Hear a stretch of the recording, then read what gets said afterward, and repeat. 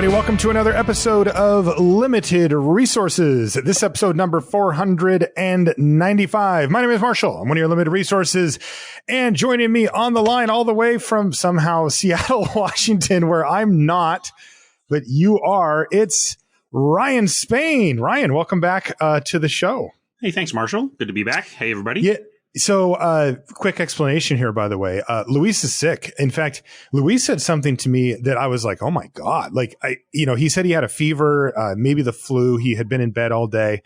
But, Luis is the type of person that when he gets sick, he kind of just shrugs it off and just like, oh, I'm fine. I don't care, whatever. And he said that he wasn't hungry, hadn't eaten all day, and that he didn't feel like playing Magic. And I was like, whoa, buddy. Like, I don't think I've ever heard him say both of those at the same time. So, Luis, get well soon. And thank you, Ryan, for coming serious. On. Yeah, it's serious. But thanks for coming on such short notice to do the Modern Horizons set primer show. So this is us going into detail on the archetypes and the layout of Modern Horizons. We do these shows rather than doing the full card by card set review for these, we do these primer shows for these intermediate sets, or I shouldn't say intermediate, the in between sets that, the Modern Masters style ones, those type of things, because for the most part, people don't draft these time after time after time like they would War of the Spark or a normal set. Right. And so we figure that, the listeners' time and ours as well is best spent by getting an idea of what's going on in the format rather than going over every single card. Because I could easily see a scenario where a listener listens to the whole set review, hears every single card, and then sits down to draft and is kind of like, well, what am I supposed to draft again exactly? Right? Because the set review will prepare you for a format, right? But it's not necessarily the best way to to prepare you for one draft, right? Or maybe two, which a lot of people do. So I also, by the way, if you're a patron, I put up a post about this, just wanting to revisit it, make sure that we're on the right page with that. We do the things we do for a reason, but also like to keep tabs on it and make sure that we've, that our decision making process is still correct even after some things change. Because, for example, Modern Horizons is a little cheaper than your average Modern set. It's $7 or $8 a pack rather than 10, or it even goes higher than that for the Modern set, for the Modern Masters sets. And it also is a little different as well. We'll get into that in just a minute. Before we do, though, got to mention the sponsor, changelfireball.com. That's the place to go for all things magic related on ye old internet. You can sign up for the newsletter at changelfireball.com/newsletter. And of course, you can get into the Discord at /Discord.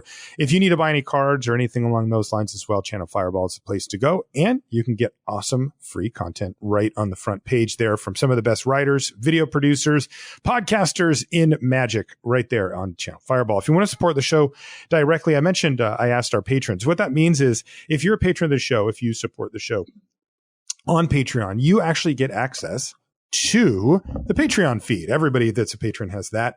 And I will occasionally put up questions for question and answer shows, or for question of the week, or for a guest. And I'll also ask our most dedicated listeners for advice. Hey, is this type of show still working for you? Is there anything you'd like to see change? That kind of thing.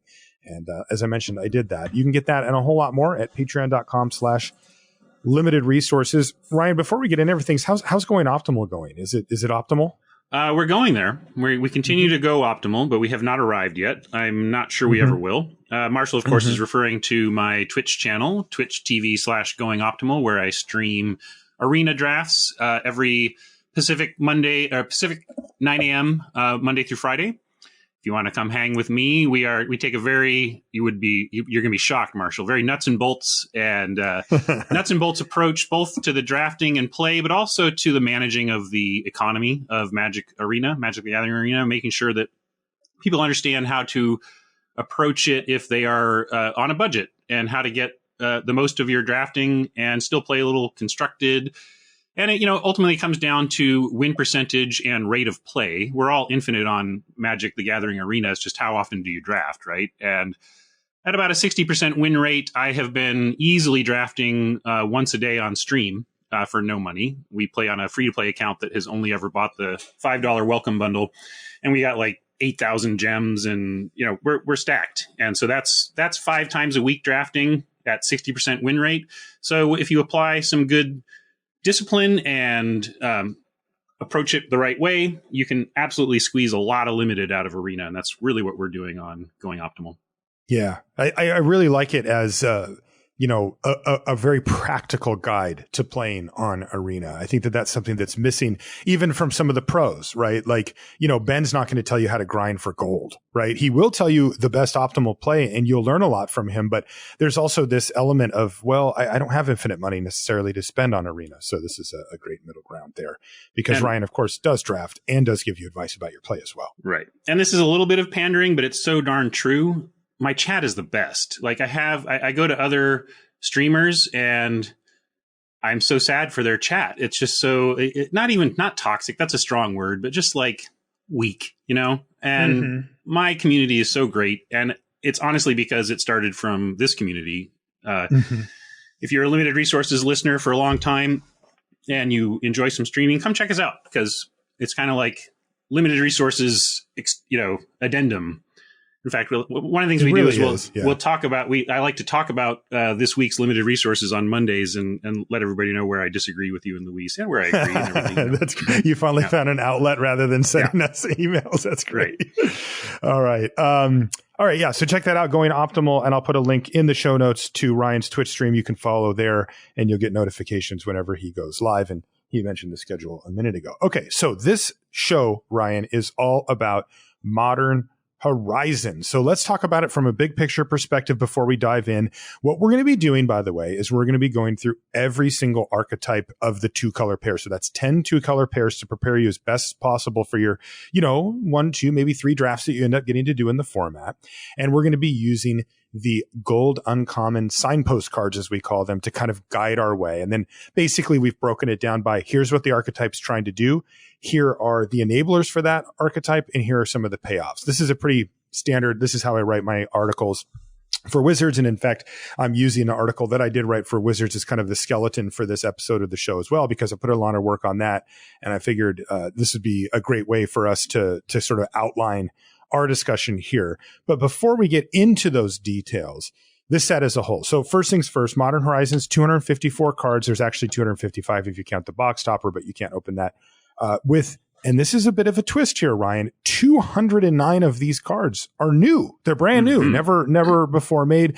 And then we should also note that the land slot, so meaning where there'd normally be a basic land, is a snow-covered basic land. It's also, I have to say, a quite nice looking full art, no text box style basic land as well. But boy, this thing was made to introduce old and new cards to Modern, even though we're kind of skipping standard. They're not going to actually be in there. But this is weird, right? It's very weird.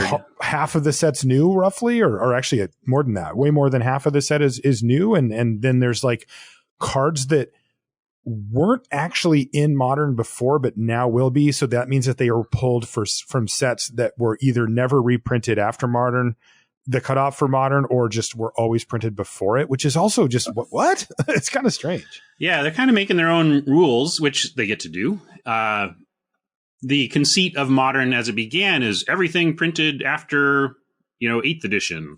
But they get to say, hey, we are caretakers of this format and we want it to continue to be awesome. And we think that we have identified problems with Modern that we could fix with new cards, but there's also this huge swath of cards that aren't legal in Modern but are totally fine there. You can't just unlock all of Magic's history or then you've got Vintage or Legacy or whatever, but you can selectively bring stuff into Modern that you think helps it, and you can craft new cards that you think help it. And they've taken this approach with a set that is nothing like we've ever seen before. It's got a bunch of unique stuff that it's got new cards, but is skipping standard. But it's a randomized booster. And I guess that you've seen that in like some Battle Bond and stuff, but yeah, it's this weird hybrid between like a Battle Bond conspiracy type set and a straight up Masters set. And note that they don't use the word Masters in this title. And I think that's a nod to the fact that it has new cards, that like Masters set refers to 100% reprints. Okay. And I was on the design team. It was one of my first responsibilities when I was at Wizards of the Coast. I have my first design credit was the original Modern Masters. And was really fun and great and awesome experience, but it's very limiting. You're kind of handcuffed by only being able to use existing cards. And as Mark Rosewater likes to say, you know, restrictions breed creativity. So when you're restricted by something like that, you get creative with it, and it actually helps you kind of focus your creativity in a way. Mm-hmm. And but there is a restrictions breed creativity going on in this set, but it's from a different angle. And we were kind of talking about this before the show. You were like, did they mandate? Did it start from what Modern needs? And they said, okay, here's N cards that we are 100% going to make to get into Modern. Now build a set around this. Now build a draft experience around those cards being required. And I think that's largely what they did, but it's not, but they're professional game designers. It's what they're there for. And they can work with that as their restriction, and it will breed their creativity and hopefully produce a really fun, exciting set. Is that a big restriction? Like if you were handed that and said, well, look, you know, these 209 new cards have to be in it, and you can fill in the blanks with the rest of stuff, but it has to be before Modern was legal. I mean, to me, I would be like, geez, like that's a lot of square pegs and round holes potentially lining up here. But they seem to have just blown it open, right? Like one of the key facts about this set is that it has 45 mechanics minimum. Like depending on how you define that exactly, there's at least 45 different mechanics and magic represented in this one set. So I think they said, okay, well, we're just going to go hard the other way and pick whatever we want, because I mean, it would be really hard to fit like clean archetypes into this, right? I mean, they didn't even design cards that way for a lot of Magic. Right. Although you can, so that's true. And I think, I don't know, 45 that's a lot. Like that's a cube level and a future sight level complexity. I don't know, how many did future sight have? Even fewer than 45, I bet. I think it was like 40. Yeah, it was a lot. There's something in there though. And so, but this is a safe place to do it. You don't want to ever, like future sight was a lesson learned from R&D that they would never do something of that complexity as a frontline standard set again. War of the Spark. But it's War of the Spark isn't even that bad. Like War of the Spark is simple compared to what was going on in a lot of future sight actually. But in a place like this where it's not standard and nobody who's introducing their friend to Magic is going to say, and for your first draft experience, let's do Modern Horizons. I mean, some might, you know what I'm saying. This is a safe place to be complex like this. Yeah, for sure. I kind of made a scale, in the article that I mentioned that I had written, where I kind of put it on a scale of like starting off with like core set and ending with vintage cube. And, modern master sets, are kind of in the middle with like War of the Spark being below that, right? So somewhere in that range. And I was like, well, where would I put this set after having written the article and really thought about it? And I put it kind of right below like Legacy Cube level, but definitely above a Modern Master set. Like a lot of the Modern Master sets were actually quite on rails. They had a lot going on, but the archetypes were super, super well defined. And within them, you didn't find a whole lot of variance. Here, it feels like that's not the case. So, but at the same time, these archetypes are defined. We are going to be telling you what these color pairs are trying to do from reverse engineering the set now that it's fully out in the open. I when I look at it, I can see what they're trying to do, but the way that they go about it, and they being the archetype, is all over the map. There's a huge, huge range of abilities and things that come in, but they've really found this common thread with each of these archetypes. And I think that that's the excitement, because I don't really care how many mechanics are in the set. I don't think it makes it that accessible to other people, but I mean, I'm used to drafting cube. I'll, throw anything at me. I don't care, but I get it, right? There's a whole bunch of archetypes that have the word draw a card on them, even if you have to discard it right away or whatever, or if it's cycling or cantrips or any number of things. And one of the archetypes we're going to go over cares about drawing cards. It's like, I get it. You put cycling in here, you put looting, you put rummaging, you put, all cantrips and stuff in this color pair, because these cards care about drawing cards. Right. And then of course there's just straight up card draw as well. So I don't know. I think it can work pretty well though. I think it can. And I think that you're kind of identifying how one approaches that mandate, that restriction to breed your creativity we were talking about earlier, which is to say, how do we make a cohesive whole around all this scattered stuff that the set needs for other reasons? Well, and the answer is Magic's scattered stuff still falls into some pretty normalized buckets, like people draw cards, people have creatures die. So you turn your focus to the things that happen in all limited formats all the time, and try to make that your mechanical base, and then it almost doesn't matter what is being thrown at you. It'll work. Like for example, a good example is enters the battlefield effects. That's just bread and butter magic at this point, because there's a concept called virtual vanilla, which is to say a card is a virtual vanilla if after the first turn it enters the battlefield, it sits on the battlefield as though it were vanilla. So an example like Grave Digger, the original, 3 and a black 2/2, when it enters the battlefield, return a creature card from your graveyard to your hand.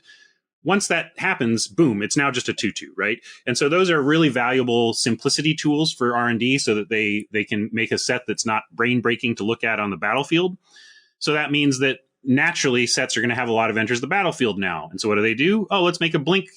We'll do a classic blue-white blink archetype where re-triggering enters the battlefield is what it's about. So I think you just focus on stuff that Magic does a ton of now, and create your archetypes around the common stuff. Okay. Yeah. And I think that that's what we're going to see here. Now, a couple of things to note. I mentioned before we get into the first one, we're going to be using the signpost uncommon as kind of our guide. But I mean, it turns out all of the signposts uncommons, with the exception of like maybe one, we're really quite clear about where things were going, even after you look at the rest of the cards. Also, we're only going to be looking at commons and uncommons for this. This is something we've done on the show for years and years when it comes to, really trying to evaluate what makes a set tick for limited, because these are the cards, of course, that you see draft in and draft out.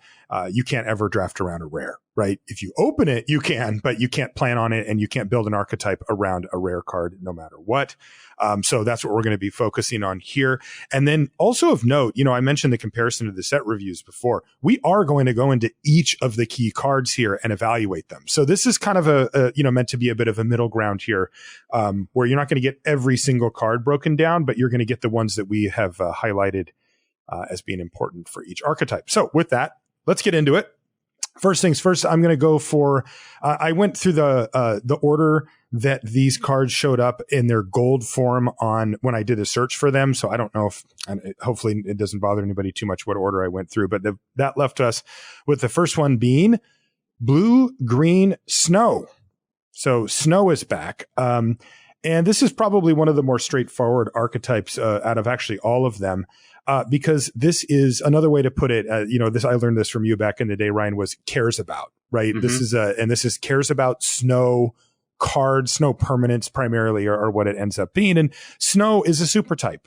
You can have a creature or it can be a snow creature. You can have a land or it can be a, basic snow land or whatever. And it just adds another modifier to that type of card. And there you go. That now satisfies the requirement of being snow, and anything that has snow does it. So let's read the uncommon first. It's called Abominable Tree Folk. It is 2 green blue for a star tree folk with trample at uncommon. It's a snow creature. So there you go. It's got trample, like I said, and its power and toughness are each equal to, you guessed it, the number of snow permanents you control. So the first thing to note here is that it is itself a snow permanent. It will count itself. So the worst case here, and admittedly it's pretty bad, is a 1/1 trampler for 4 mana, gold. But it also says when Abominable Tree Folk enters the battlefield, tap target creature an opponent controls. That creature doesn't untap during its controller's next untap step. So you get that either way as well. So again, your absolute worst case, your total basement is 1/1 trampler for 1 that locks down a creature for a turn cycle for 4 mana, and it goes up a lot higher from there. And very key here, it does have trample. So if you are able to get the full snow deck, this thing could be a 6/6 trampler for 4 mana that locks down their best blocker and allows it to attack the next turn. Very strong. Yeah, pretty nice. Although, of course, how strong depends on the number of snow permanents, which is going to be a classic question that people have about this kind of archetype. How many snow permanents do I need before blah is good, right? Yes, and I want to give some tools to explore that as we go into this archetype. But basically, it's deck size math, right? And some of your key numbers are when you have 8 of something in a deck, that's 1 in 5, assuming you're playing a 40, as you should. So you got a 1 in 5 with 8 copies of something. You've got if you got 10 copies, you're down to 1 in 4. 1 in 4 of your cards are that thing, right? And so just start doing that math. Or if it's about lands, for example, you've got 17 lands. That's 1.7 lands out of 4 cards. You can there's math you can do to start to figure it out. And if you ask yourself that, you can start to see what you're happy with. And the way to do that is also to ask yourself about how long a Magic game lasts. How many of your cards are you going to see? You're starting with 7. A game tends to end. A typical limited game will end on turn 8 through 10. Let's call it 9, say 16. So if you're not drawing extra cards, you're going to see about 16-ish cards from your deck, 15, 16. And then you get into, well, okay, so if I've got 10, I'm going to see an average of about 4 of those. If I've got 8, you can start saying, all right, so at 10 snow permanents, I'm going to have this tree folk be a, 3/3, 4/4, 5/5. right. So that's not even that, like, that's just okay. That's that, like, we're happy at 4/4, right? If you got 4 total, you got 3 other permanents and you're dropping this as like a shark to crab, basically, that's pretty sweet. Right. And even as a 3/3, like as a hill giant that locks down a thing and it has trample, I'm in for that too. Let's be honest, right? But that's not blowing your mind. So anyway, I just wanted to start on how to math your way through how many do I need, because you want to ask yourself, well, how big does this need to be before I'm happy, and at what point in the game, and then what percentage of my cards need to be that thing, and you can start to get an idea of where you need to be. Right. Now, the big help that you get for this particular archetype is the snow-covered basic lands that I mentioned before. So when you open up your booster pack, every single one is going to have a full art snow basic land in it. And that means that you have the opportunity to draft these, and you do have to. A normal basic land, people just throw them in the middle of the table or whatever with the token, but that's not the case with these. And there's an interesting dynamic here as well, Ryan. I mean, I know you've been, wheeling and dealing some cards and stuff like that. I mean, these are going to be sought after. They're gorgeous. They're artists by Titus Luntner. He's one of the better artists out there, full stop. And these things came out beautiful, and people are going to want them. They're really, they're going to be not only worth money, but they're just desirable. People will be like, well, if there's nothing, I could take this card for my sideboard. Screw it. I'll just take the snow-covered forest or whatever. Yeah, it's too bad for the snow-covered player that they're beautiful. Yes, exactly. If Titus had done a much worse job, then the Abominable Tree Folk deck would probably be better. But that being said, look, if you're the only one taking these are just gold, right? For this snow deck, because they have no downside. They have literally no downside, and you're able to do that thing in cube that happens when you take non-basic lands and such too, which is that you get to use more of your draft picks than your opponents do, and that's a very powerful thing to have in a draft. So keep that in mind. It is okay to play off-color snow-covered lands if you need to, but I mean, generally speaking, of course, the snow-covered islands and the snow-covered forests are going to be kind of your go-to for this archetype. Yeah. All right. So that's a big deal. And then let's take a look at just a few of the payoffs before we move on to the next one. One of them is called Conifer Worm. It's 4 and a green for a snow creature worm. It's uncommon. It's a 4/4 with trample. So there's a few things to note here, right? 5 mana for a 4/4 trampler is kind of shrug. It's fine, but it is a snow covered creature or whatever, right, itself. So it counts again for anything that cares about snow covered stuff like Abominable Tree Folk. You can play the Conifer Worm. It'll pump up your Tree Folk, then get an attack in, that kind of thing. But it also has an activated ability. 3 and a green, Conifer Worm gets +X until end of turn, where X is the number of snow permanents you control. So again, it counts itself. So it's at least +1/+1. But boy, if you have 3, if you have this and 2 other things that say you have a Abominable Tree Folk and a snow-covered island or whatever, that's +3/+3. And now that trample looks really good because you have a 7/7 trampler, or at least potentially. And of course, any long-term listener of LR knows what we're going to mention now, which is threat of activation here, right? I mean, that's just nasty. Like, how are they supposed to get in the way of this?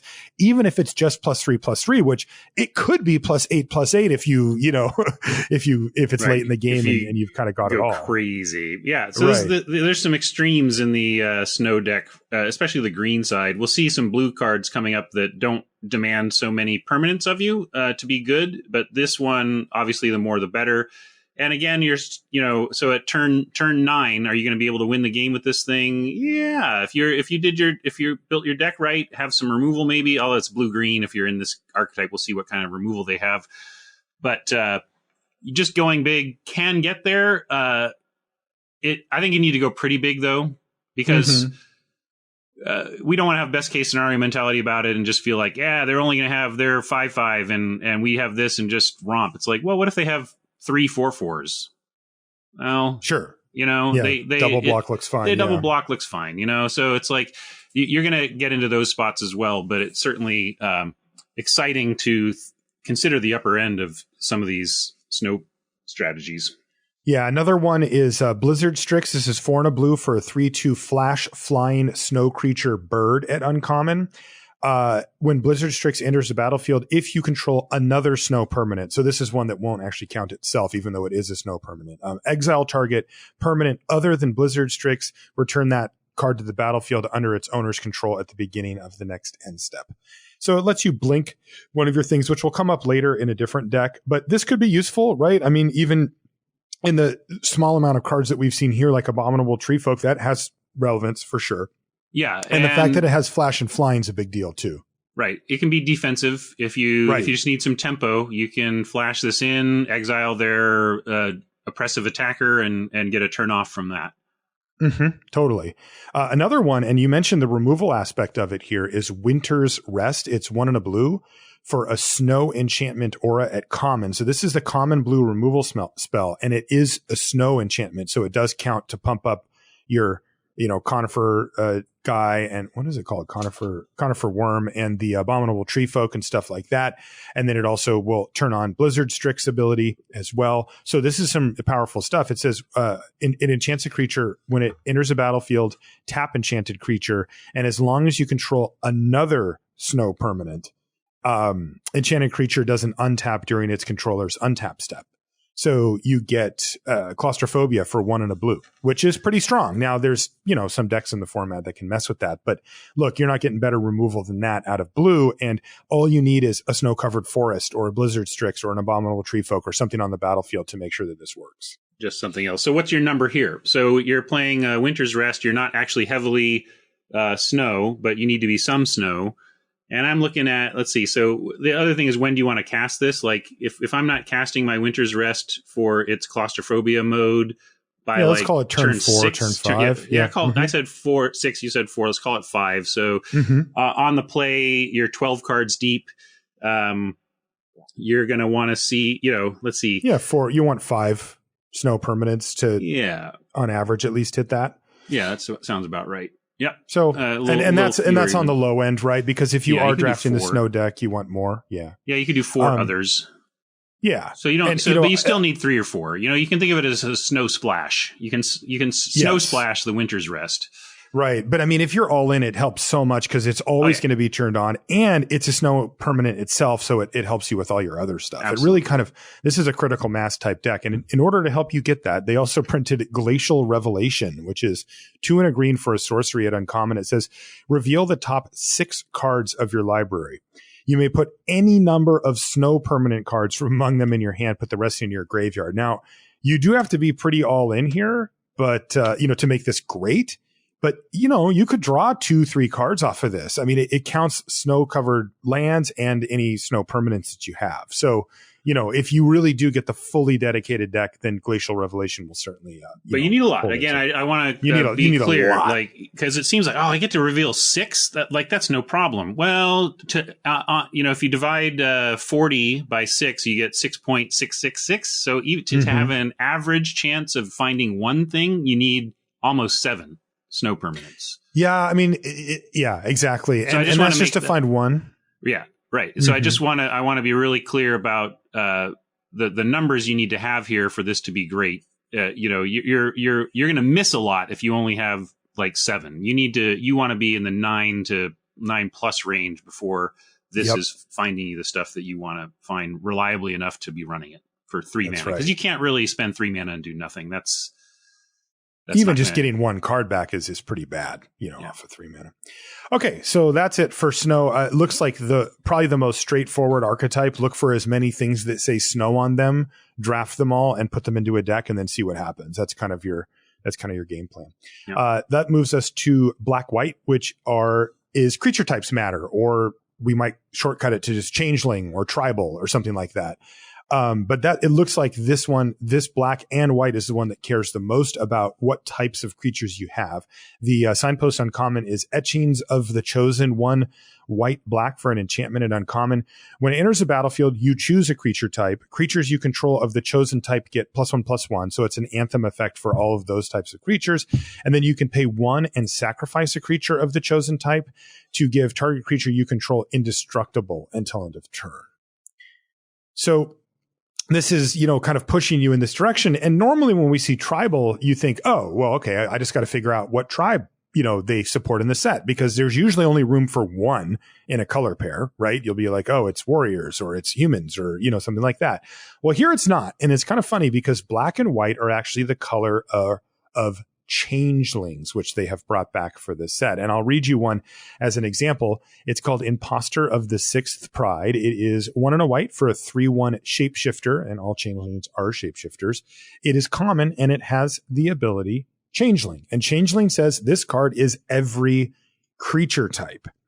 So that means that it will satisfy the requirement for every single creature type possible. And that means that it is any creature type. So when you say Etchings of the Chosen, you could name perhaps jellyfish. And if you did, your Imposter of the Sixth Pride would get +1/+1, and you could sacrifice it to Etchings of the Chosen to give another jellyfish. Actually, I think it's any creature. Yeah, to give another creature indestructible until end of turn. So these are classically underrated, right? I remember these from Lorwyn, where they looked kind of boring, and it was like, well, what are these all about? And then they went higher and higher on everybody's pick order. And all of a sudden they ended up being some of the most important creatures in the format. And it looks like we have something similar here, where these look like the glue between different archetypes, but they've kind of just made it its own archetype here in black-white. Yeah, it's interesting because I got to be honest, Marshall has done serious deep dives into this set ahead of his article. I'm still kind of absorbing it all now. I'm not familiar with it. I'm going to give you the questions I have as someone who's not deeply familiar with the set, and that would be like, what are the non-changeling creature types in white and black? Because it doesn't matter if green is all about spiders. That's all well and good. You're not really going to be playing Etchings of the Chosen naming spiders in green, right? Like this is fundamentally a black-white card. So what are we going to be naming? I think it's funny because I think the answer to that, because I looked and there, at least to me at first glance, there wasn't anything that stood out as like, all right, so this is a Warriors deck with all this other stuff. It's what do you have in your hand? Because there are, like, I'm going to read you, like, just to help illustrate this, right? Normally when we see something like this, a tribal synergy, right? There's actually not that many cards that specifically care about it or that are that tribe in the given color pair. Here, there are a ton. So there's Imposter of the Sixth Pride at common that I just mentioned. There's Irregular Cohort, which is 2 white for a 2/2 changeling. And when it enters the battlefield, you get a 2/2 changeling. There's Valiant Changeling, which is an uncommon for 7 mana. It's 5 white, but it costs 1 less to cast for each creature type among creatures you control. This effect can't reduce the amount of mana this spell costs by more than 5. It is a 3/3 changeling with double strike. So it could, if you had a 1/1 changeling for one white, you could cast this on 2 for 2 mana, right? Yep, you can. And it's a 3/3 with double strike. Then there's Changeling Outcast, which is black for a 1/1 changeling at common that can't block or be blocked. Then there's Grave Shifter, which is a play on Grave Digger. It is, and in fact, the artwork is even pays homage to it. It is 3 and a black for a 2/2 changeling and uncommon. When it enters the battlefield, you guessed it, you can return target creature card from your graveyard to your hand, but it's also just a changeling that sits on the battlefield. And then there's Venomous Changeling, which is 2 and a black for a 1/3 Death Touch changeling at common. So that is 1, 2, 3. That is 4 common changelings, and especially the Irregular Cohort.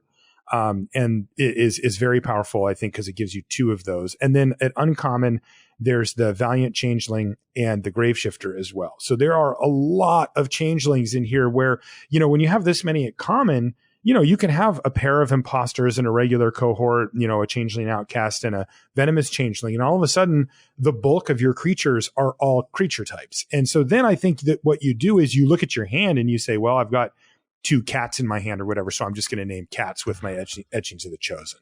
Yeah, I think that's a good approach. But you should also know your deck, though. If you have 7 ninjas and you just haven't drawn them yet, you might be wanting to name ninjas or whatever. And that's where, like, so you were talking about how powerful Changeling, how it overperformed in Lorwyn Block, and it's true. Back for those of us who played that, it kept climbing and climbing because that set was just jam-packed with tribal-based payoffs. Like, you needed to leverage tribal-based payoffs or you just weren't doing it.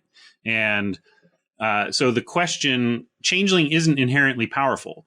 If Graveshifter goes into a set where there is nothing in it that cares about creature types, it's just a Gravedigger. There's literally no difference, right? It's only when creature types matter that Changeling matters. And so what we need to look out for is how supported it is. Etchings of the Chosen screams support for it. But where else does creature type matter? I think about, like, and is this splashable? I'm just thinking of the questions I have when I see cards like this. I want to know, is there a skittering? Is there a skittering whatever? Can I go find a, can I splash this in a black or white deck that's using a different color as its second color? That's a question I have about this. Yeah. And you will see that in some of the other archetypes, by the way, where you could definitely see these cards slotting in. Even though they're not heavily tribal, they will help out a bit. And there's even some, like, there's some sort of hidden ones too. Like, there's a card called King of the Pride. It's 2 and a white for an uncommon cat. It's just a 2/1, but it says other cats you control get +2/+1. So it's like a super lord, right? +2/+1 is a big game, right? But then you look at the set and there's like no other cats, or maybe one or something like that. So what's the play? Well, you put it into your black-white Changeling deck, and all of a sudden, your irregular cohort makes 2 4/3s. Like you play King of the Pride into a regular cohort, and you've got 2 4/3s and a 2/1 on the battlefield, right? Yeah, it's like, I love irregular cohort. I think it speaks to also how R&D approached the restrictions breeding creativity here in terms of making a lot of cards that satisfy a bunch of different of the archetypes. Yeah. We should actually bring that up too. Yeah, because I think you're right. We should bring that up as well. One of the things that I try to look for once I feel like I'm starting to get an understanding of what the archetypes are trying to do are what we call them pivot cards, which is kind of an inside joke with Ryan and I.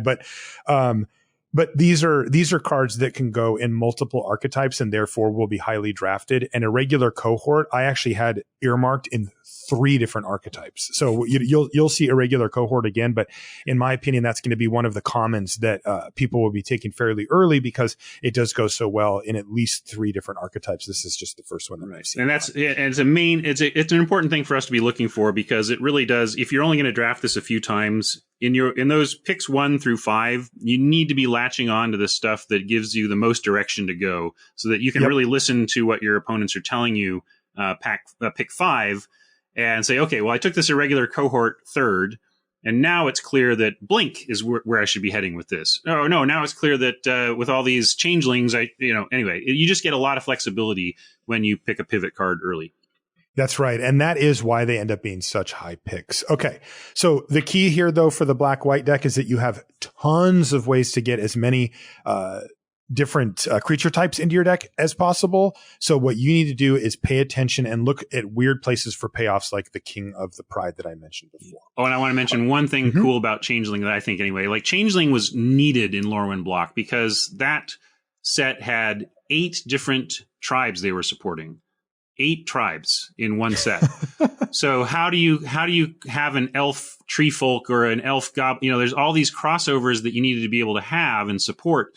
And so Changeling was the glue that held the cross tribe synergies together in Lorwyn Block. But then you take a look at something like Ixalan, which was also a tribal set, but they didn't use changelings. And so they couldn't do 8, they did 4 because they had to have color pairs sharing a tribe, or else you couldn't get the density of a given thing to support that tribe.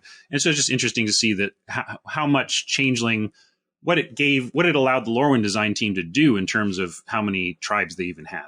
Yeah, and now it's kind of its own thing, right? Like this is not one of those sets where there's just a whole bunch of tribes and the changelings are simply the glue. They're the focus, and there's a ton of them.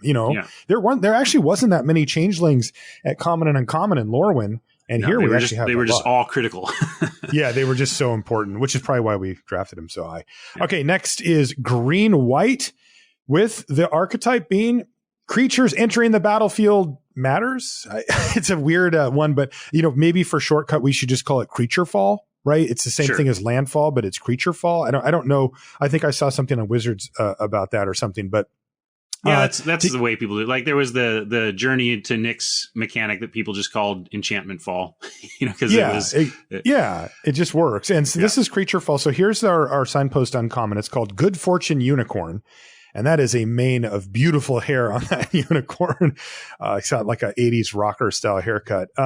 It is 1 green-white for a 2/2 unicorn at uncommon. So vanilla test wise, that's pretty disappointing, given that this is green-white, the color pair where we expect the most, power and toughness for our mana. But whenever another creature enters the battlefield under your control, put a +1/+1 counter on that creature. Wow. So Good Fortune Unicorn is actually more akin to an enchantment, right? She just sits there and says, as long as I have this thing on the battlefield, I'm going to be casting creatures and they are going to be much, much, much better. And they're counters. So even if the Good Fortune Unicorn ends up getting into some bad fortune and leaves the battlefield for whatever reason later, the damage is done. You've got this huge board state built out. So that leads us down this line of, okay, well, if creature fall is what I'm looking at, right? If the thing that I care about are creatures entering the battlefield, there's a few things that jump to mind. The first one where my brain goes, especially when I'm looking at this particular color pair at green-white, are tokens. I'm like, it didn't say non-token creature. It just said a creature. And so anytime I can have a card that can generate tokens, specifically multiple tokens for me, that's where I want to be. So there are some. Here's some of them right here. One of them is Battle Screech, which this one's a reprint. In fact, it's been reprinted a couple of times, and this card is nasty. So it's 2 white for a sorcery at uncommon. You get 2 1/1 white bird creature tokens with flying. And you can flash it back, so you can cast it from your graveyard if you pay its flashback cost. Its flashback cost isn't even mana. It's tap 3 untapped white creatures you control. And remember, this just made 2 of them. Yes. So if you have any other random white creature sitting around, you just got 4 1/1 flyers from one card and potentially having only spent just 4 mana total, which is awesome. This was one that when it was originally printed in Odyssey block, again, I think Odyssey, but maybe not. Doesn't matter. No, actually, it was Judgment. It was underrated.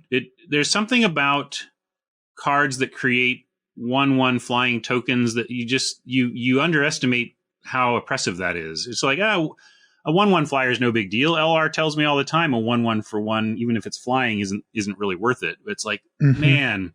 When you crank out 4 of them for 1 card, it can get stonewalled by certain cards. If you have a 1/2 flyer, suddenly this doesn't look great, across the way. But for the most part, it just provides such baseline value. And then again, with these synergies that you see for both go wide and tokens, and it's really much better than it might seem at first. And you should take it highly. Yeah, super premium card. It was in Vintage Masters for those of you who had a chance to play that set. In fact, it was a common in that set, so that was kind of stupid. But anyway, that's an uncommon here. Battle Screech, irregular cohort. I mentioned before, 2 white, 2/2 changeling that gets you another 2/2 changeling token. Look, I mean, think about it in terms of Good Fortune Unicorn. That's 6 power and 6 toughness right there, right?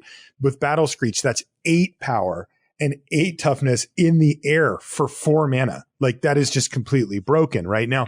As it turns out, the Good Fortune Unicorn's, probably the best or one of the best payoffs. So let's not get too out of hand. But again, both of these cards trigger whenever a creature enters the battlefield abilities. And that's, what this deck is trying to do.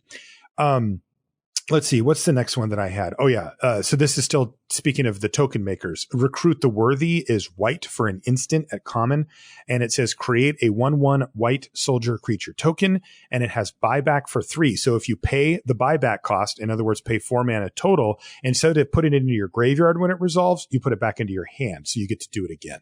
Now, buyback is a mechanic that R&D does not tap into at all, really, these days. I remember when I was there, it was tried briefly. It had a brief moment where it was attempted to be the enabler mechanic for Jeskai in the cons block, the prowess, where prowess was introduced. But it was just the problem with buyback as a mechanic is that it tends toward repetitive play. And you want Magic to feel different from game to game, but you also want it to feel different from turn to turn. And it's pretty oppressive when every turn starts being exactly the same. And so you see like something, this is also in the set as well, but Rebound is effectively what we brought in for cons instead of buyback as a mechanic to bring back, because it's just it's like fixed buyback, right? You get it twice. It's a one shot. Yeah. We're going to give it to you twice, on Rebound instead of buyback, which is like, you're going to get this for the rest of the game. So it looks like they're being, but this isn't overpowered or anything. It's, but if you get the +1/+1 counter machine there, then wow, the paying 4 to just cast a 2/2 and draw another copy of that card is pretty good, Is insane. Yeah. Splicer's skill is an uncommon. It's 2 and a white for a sorcery. It says you get a 3/3 or create a 3/3 colorless golem artifact creature token. And then they, I think, fixed it, to be honest, but they have splice onto instant or sorcery for 3 and a white. And what it says is, as you cast an instant or sorcery spell, you may reveal this card from your hand and pay its splice cost. If you do, add this card's effect to that spell. But the key here is that you add the effect to the spell, but the splicer skill stays in your hand. You don't use it up, as it were, right? It just adds on to that other spell. And this is a very finicky, weird mechanic splice. It used to be spliced onto arcane, so there were only certain things that you could splice onto. But now they've opened it up to just an instant or sorcery. So any instant or sorcery, if you happen to have an extra 4 mana, you can pay that 4 mana and get a 3/3 golem, and you still have splicer skill in your hand as well. So this is another card that, again, you can use to generate multiple enters the battlefield effects. Plus, it's just strong. I mean, it's a 3/3 for 3 at face value. Right. Yeah, it's just got a lot of upside going on there. Yeah, another one is called Mother Bear. This is 1 and a green for a 2/2. I mean, it is a bear after all. It's common, but it has activated ability from the graveyard, which is 3 green, exile it from your graveyard, and you get 2 2/2 bear tokens. You can only do this at sorcery speed. So again, just looking for ways to get multiple triggers off of creature fall. Yeah, another one, 3 over time there. Yeah, that's right. Yep. And then there's Squirrel Nest, which is another reprint. And boy, this is a popular and very strong card. It is 1 green. Slam.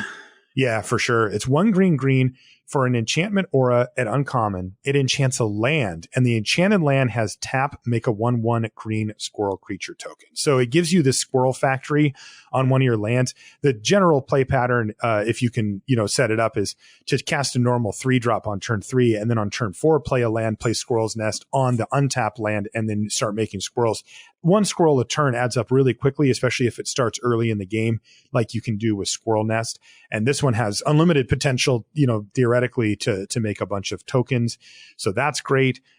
Trumpeting Herd is another token maker. At common, this one's 2 GG for a sorcery. It says create a 3/3 green elephant creature token, which is fine for 4 mana, but it's got Rebound, which Ryan, you just mentioned again, which just says if you cast a spell from your hand, exile it as it resolves. So instead of going to your graveyard, it goes into exile. At the beginning of your next upkeep, you may cast this card from exile without paying its mana cost. So you get to do it again. So you get a 3/3 for now, and then at the beginning of your next turn, you get another 3/3. That's a pretty sweet deal. 2 creatures. Yeah, it's 6 mana. 6 toughness and 6 power for 4 mana. Even if it is on layaway, that's fine. So I like that card a lot. And then the last token maker is called Twin Silk Spider. It's 2 and a green for a 1/2 with reach. It's common. And when it enters the battlefield, you get a token that's also a 1/2 green reach spider.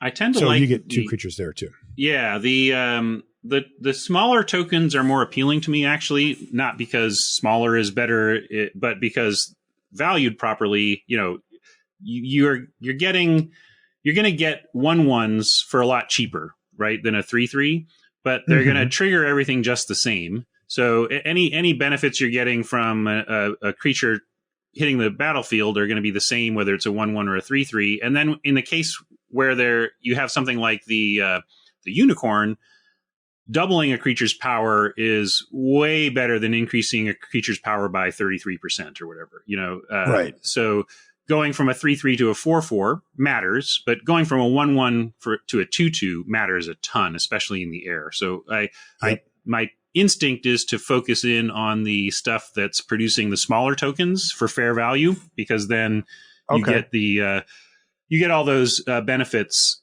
and they're just better and cheaper. That's my sense, but we'll see. That makes sense, though, right? Like Battle Screech, that means the Battle Screech would be the best of these. Right. And the great part about Battle Screech is that its baseline value is already well above par, right? Like it's already a card you want in your deck, no matter what other cards you have in your deck, assuming you're playing white. Mm-hmm. And then on top of it, it just goes completely off. So let's talk about a couple of the payoffs here. Mm-hmm. There's two different types of payoffs. There's a few cards that actually have the ability, like the Good Fortune Unicorn of, a creature fall type payoff. And there's not actually that many of them. But remember, you're still making creatures that are tokens. You're going wide. Sometimes you're going tall as well. And you can also take advantage of these things. So let's talk about again, I'm using creature fall. It's not an actual mechanic, but creature fall ones. One's called Saddled Rhymestag. This is a beautiful Elmer rendition, by the way. It looks like a reindeer. It is 1 and a green for a 2/2 elk at uncommon. So fine, it's a bear, but it gets +2/+2 as long as you had another creature enter the battlefield under your control this turn.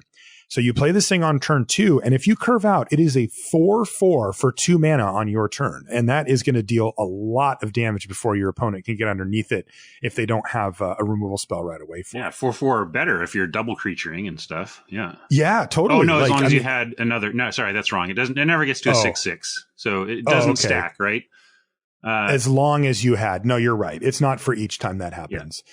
But still, I mean, geez, that's great, right? Yeah. I mean, 4/4. You don't want to get caught into it's not always going to be a 4/4, but it's going to be a 4/4 a lot of the time. I think that's a very powerful card and very oppressive to see coming at you when you have 2 lands in play. It's like, wait a second, I'm taking 4? Right. Especially if you happen to be on the draw. And you're sitting there with a land, and your opponent's like, second land, Saddled Rhymestag, go. And you just look at your hand. If you're not killing it or affecting the board in a meaningful way, you're looking at taking 12 damage, right? I mean, that thing could easily whack you for 12 before you get underneath it. So really powerful, uncommon. And then the other one, by the way, another elk somehow, is Bellowing Elk. This one's a common, though, not an uncommon. It's 3 and a green for a 4/2. But as long as you had another creature enter the battlefield under your control this turn, Bellowing Elk has trample and indestructible. So not an amazing card, but still, you play it on turn 4 and it looks medium. And then you play a creature and it's like, I'm attacking, you just send it in, right? And if they don't have anything with 5 toughness or above, you just send it in the red zone and say, you figure it out. And both of these range cards in this card. Yeah, I mean, and then there's times when it's just completely awful. We talk about how, we don't like 4/2s for 4 because they just inevitably trade down, and unless you're completely clearing the way, it just doesn't do what you want. So on the one hand, unactivated, this card is D- level, D- level, and then if it were always on, if it just said on your turn, Bellowing Elk has trample and indestructible, it would be like a B. B-. It depends on how much removal in the set exists to kill it, but it gives shields down when it's not your turn anyway. So it's not like it doesn't have those windows. But anyway, you can just see the range on the difference of this card between nope, can't get a creature out versus I'm curving out, and just how different, what a wild spectrum it is on that. Exactly. Yeah, totally different. And this is a very proactive deck. Now, the other thing that I wanted to mention, though, is not just the payoffs for creature fall, but also just for having a lot of creatures. And there are quite a few, because you should be thinking about mass pump at this point, right? Like if you go, 2-drop, 3-drop Battle Screech into anything, or irregular cohort into anything, you're going to have 5 or 6 creatures on the battlefield pretty consistently there. And you're going to want to pump them up and win the game. One of the ways you can do that at common is Knight of Old Benalia. This is 3 white for a 3/3 human knight at common. And when Knight of Old Benalia enters the battlefield, other creatures you control get +1/+1 until end of turn. So it pumps up all your little Screech tokens and all that kind of stuff. It also has Suspend for 5, and then it only costs 1 white mana to suspend it. So I guess I should read it. these are tough. This set is going to be tough if you haven't played with these mechanics before. But suspend is, rather than cast this card from your hand, you may pay white and exile it with 5 time counters on it. At the beginning of each of your upkeeps, remove a time counter from it. When the last one is removed, cast it without paying its mana cost, and it has haste. So that's a card you can play on turn 1 and then build out your board, and then it'll come in for air quotes free 5 turns later, and it has haste, and it's going to pump up your whole team and jam. Or you could just rip it off the top of the library and be like, I'm just going to pay 5, cast it, and hit you with all my things. Yeah, the hardest thing about these is understanding when suspend is better than it looks. If you're new to the mechanic, it is another one that crept up on people and realized, oh geez, I just want all the suspend I can get. It is amazing. The most awkward part is when you are at you draw this on 3 mana. You have 3 mana on turn 3. You draw this, and are you suspending it or are you waiting for 5? What are you doing at that point? And that's going to be contextual. So just keep in mind though. What you want to do is look ahead to what you know about your upcoming turns based on what's still in your hand.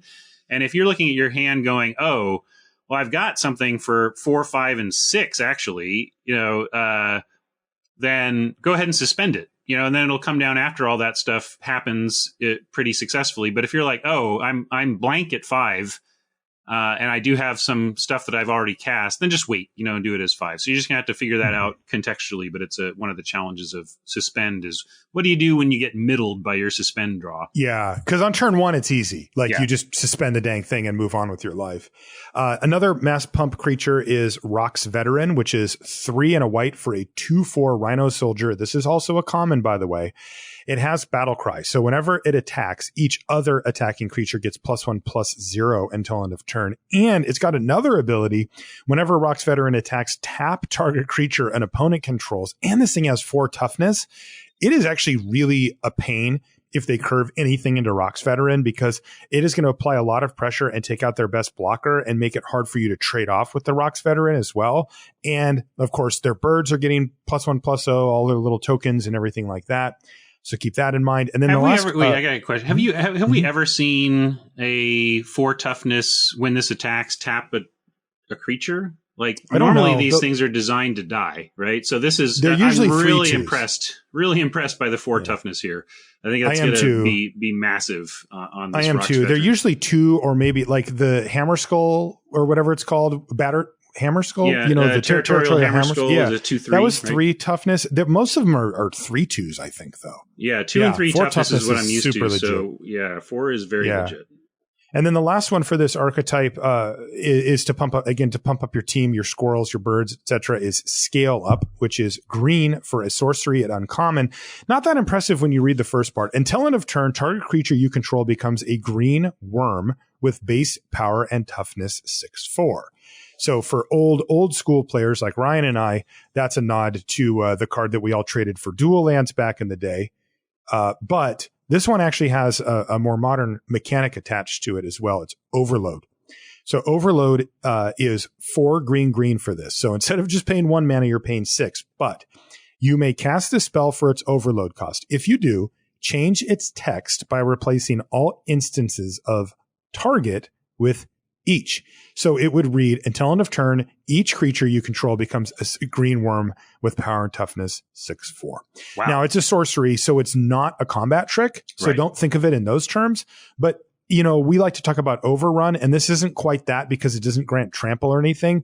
But my God, if you did go off with the tokens, imagine your birds become 6/4s, right? The game's over. It's done. Yeah, right? this is exactly what I'm talking about. With your 1/1s, generally get more rewarded as tokens than your 3/3 tokens do. And here's a perfect example. Do you want to double your power, or do you want to come up with some multiple that I don't even know the name for? You want a 6x power.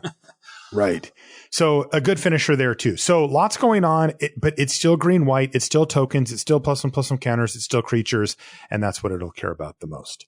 Let's move on to blue-black ninjutsu. This, I am so happy, Ryan, that they brought this mechanic back, because this is a very martial mechanic. It is, but it's such a weird, I don't know who was in the building when they printed it originally. I wasn't playing at the time, and I don't know how somebody talked somebody else into saying, no, this is what we need to do.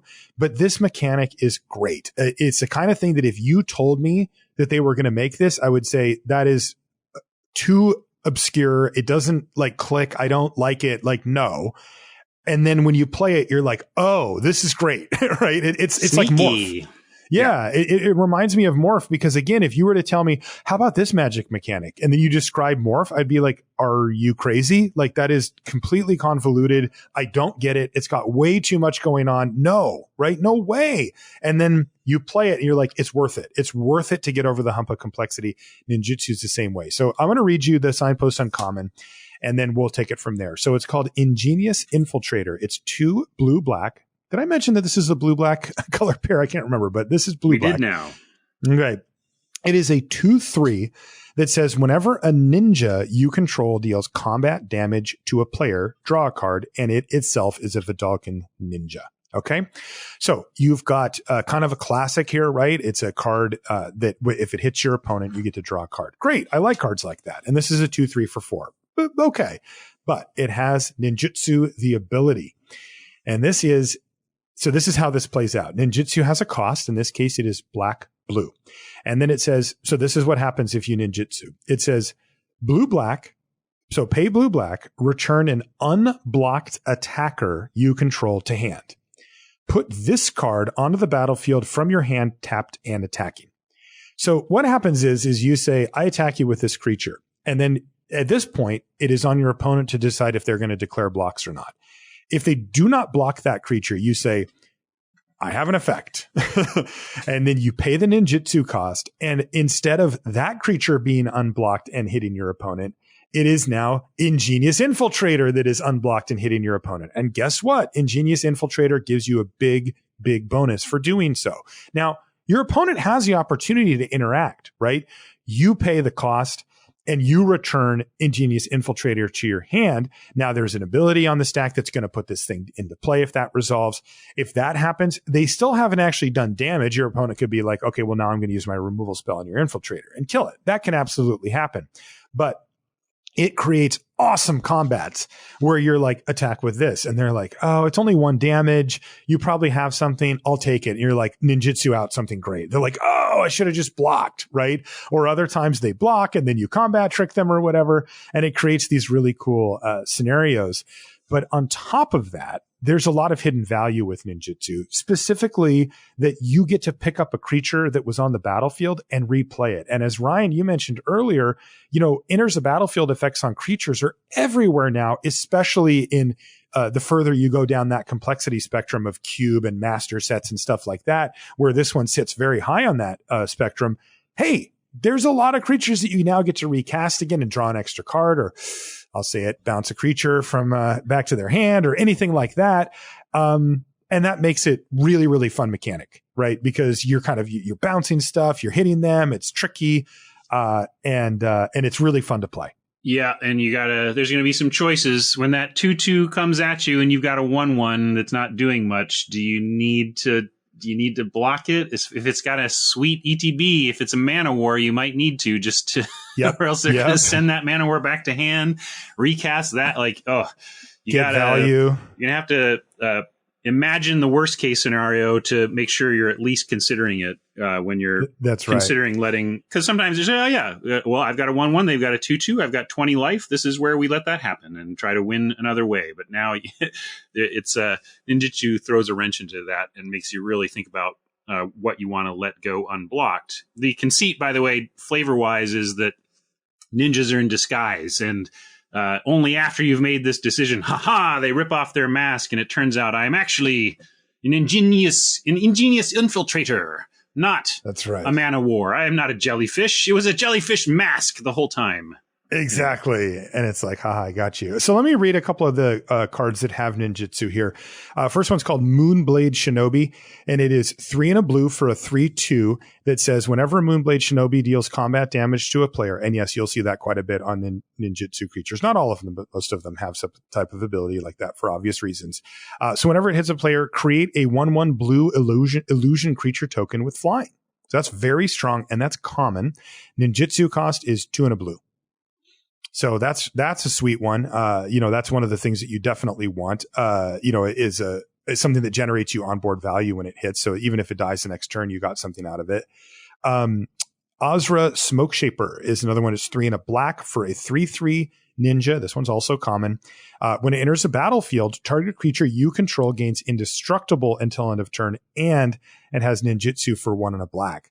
This one's really tricky because you can use it in combat where if you attacked with multiple creatures, but one of them got through and the other one was going to trade, you can ninjutsu in the one, back to your hand that didn't get blocked, and then make that trade in your favor, on the other side of combat. So that's pretty cool. Yeah. Yep. And then this one is called Ninja of the New Moon. It is 3 black for a 6/3.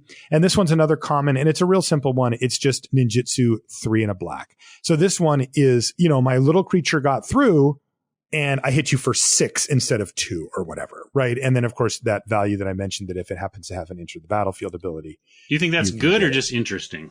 I'm not sure just that's good, right? Yeah, I don't think it's very good. Another interesting. I think that. Did you mention the changeling outcast? I think we talked about that in the changeling section, but maybe we didn't. But no. But let's get to that part now because the thing that we need to talk about, of course, are how do I enable this? Yeah. Right. Because we mentioned attacking with the Man of War, trying to live the dream, but like the Man of War on the battlefield is just a 2/2. It's going to get blocked a lot or just not have an attack. So that's not a reliable way to get ninjutsu online, but there are a lot of reliable ways to do it. And the first one is the card you just mentioned. So talk about that one, the Changeling Outcast. Yeah, Changeling Outcast is a single black mana for a 1/1 changeling that can't block and can't be blocked. So it is a ninja in and of itself. When that matters, you've got ninja stuff, like basically the signpost. I'll mention that uncommon. one now. Yeah. Yeah, there's another one too called Throat Seeker. That's 2 and a black for a 3/2 vampire ninja at an uncommon. And it says unblocked attacking ninjas you control have lifelink.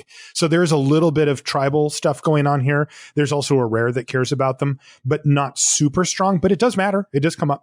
Absolutely. And because you can, the sequence that you want to see here is turn 1, Changeling Outcast, attack, and then on turn two, you can ninjutsu in Ingenious Infiltrator, attack with a 2/3 on turn 2, draw a card, and then you have to wait a turn, but then you get to replay your Outcast, and it starts drawing you cards because it's a ninja. Infiltrator is pretty nuts, and that's insane. I'm historically, we have said, back when I was on the show regularly, we talked about how would we play a 1/1 unblockable for 1. This card. Yeah. Would we play this? Yeah. And we kind of said no. Like, I'm still not. This one can't block though. Just right. Well, let's say both of that. I mean, the whole. We were saying for 1 mana, would you be happy just plunking away unstoppably once a turn? And it felt no, that's a little too slow. But it can get pushed over the edge quite quickly by mechanics like this. So the synergies take something I'm not super impressed by, which is a 1/1 for 1. That doesn't really interact in combat, and actually looks to me like to be a linchpin card in the ninja deck.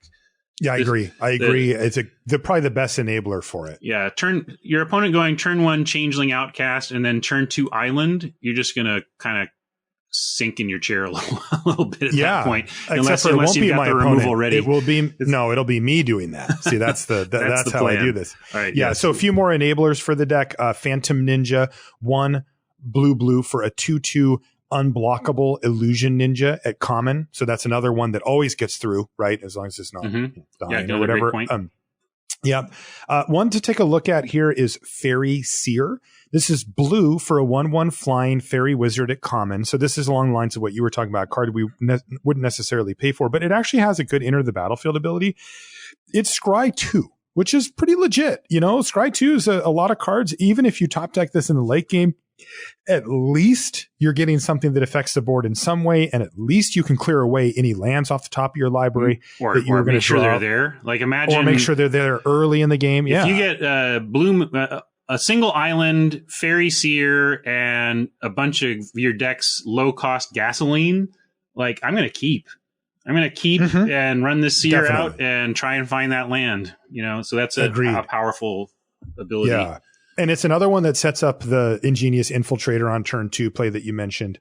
Headless Spectre is another enabler. This one's not quite as good, but it might be fine. It's 1 black for a 2/2 flying Spectre. Again, common. And it has Hellbent. Whenever Headless Spectre deals combat damage to a player, if you have no cards in hand, that player discards a card at random. So that's just a nod to Hypnotic Spectre, but it's a cool card and seems pretty strong. But again, it's just an evasive fly. It's a flyer, right? And these flyers can get in, of course, a lot more often than a not flying creature. And then the last one that I had was Gluttonous Slug, which is a great name.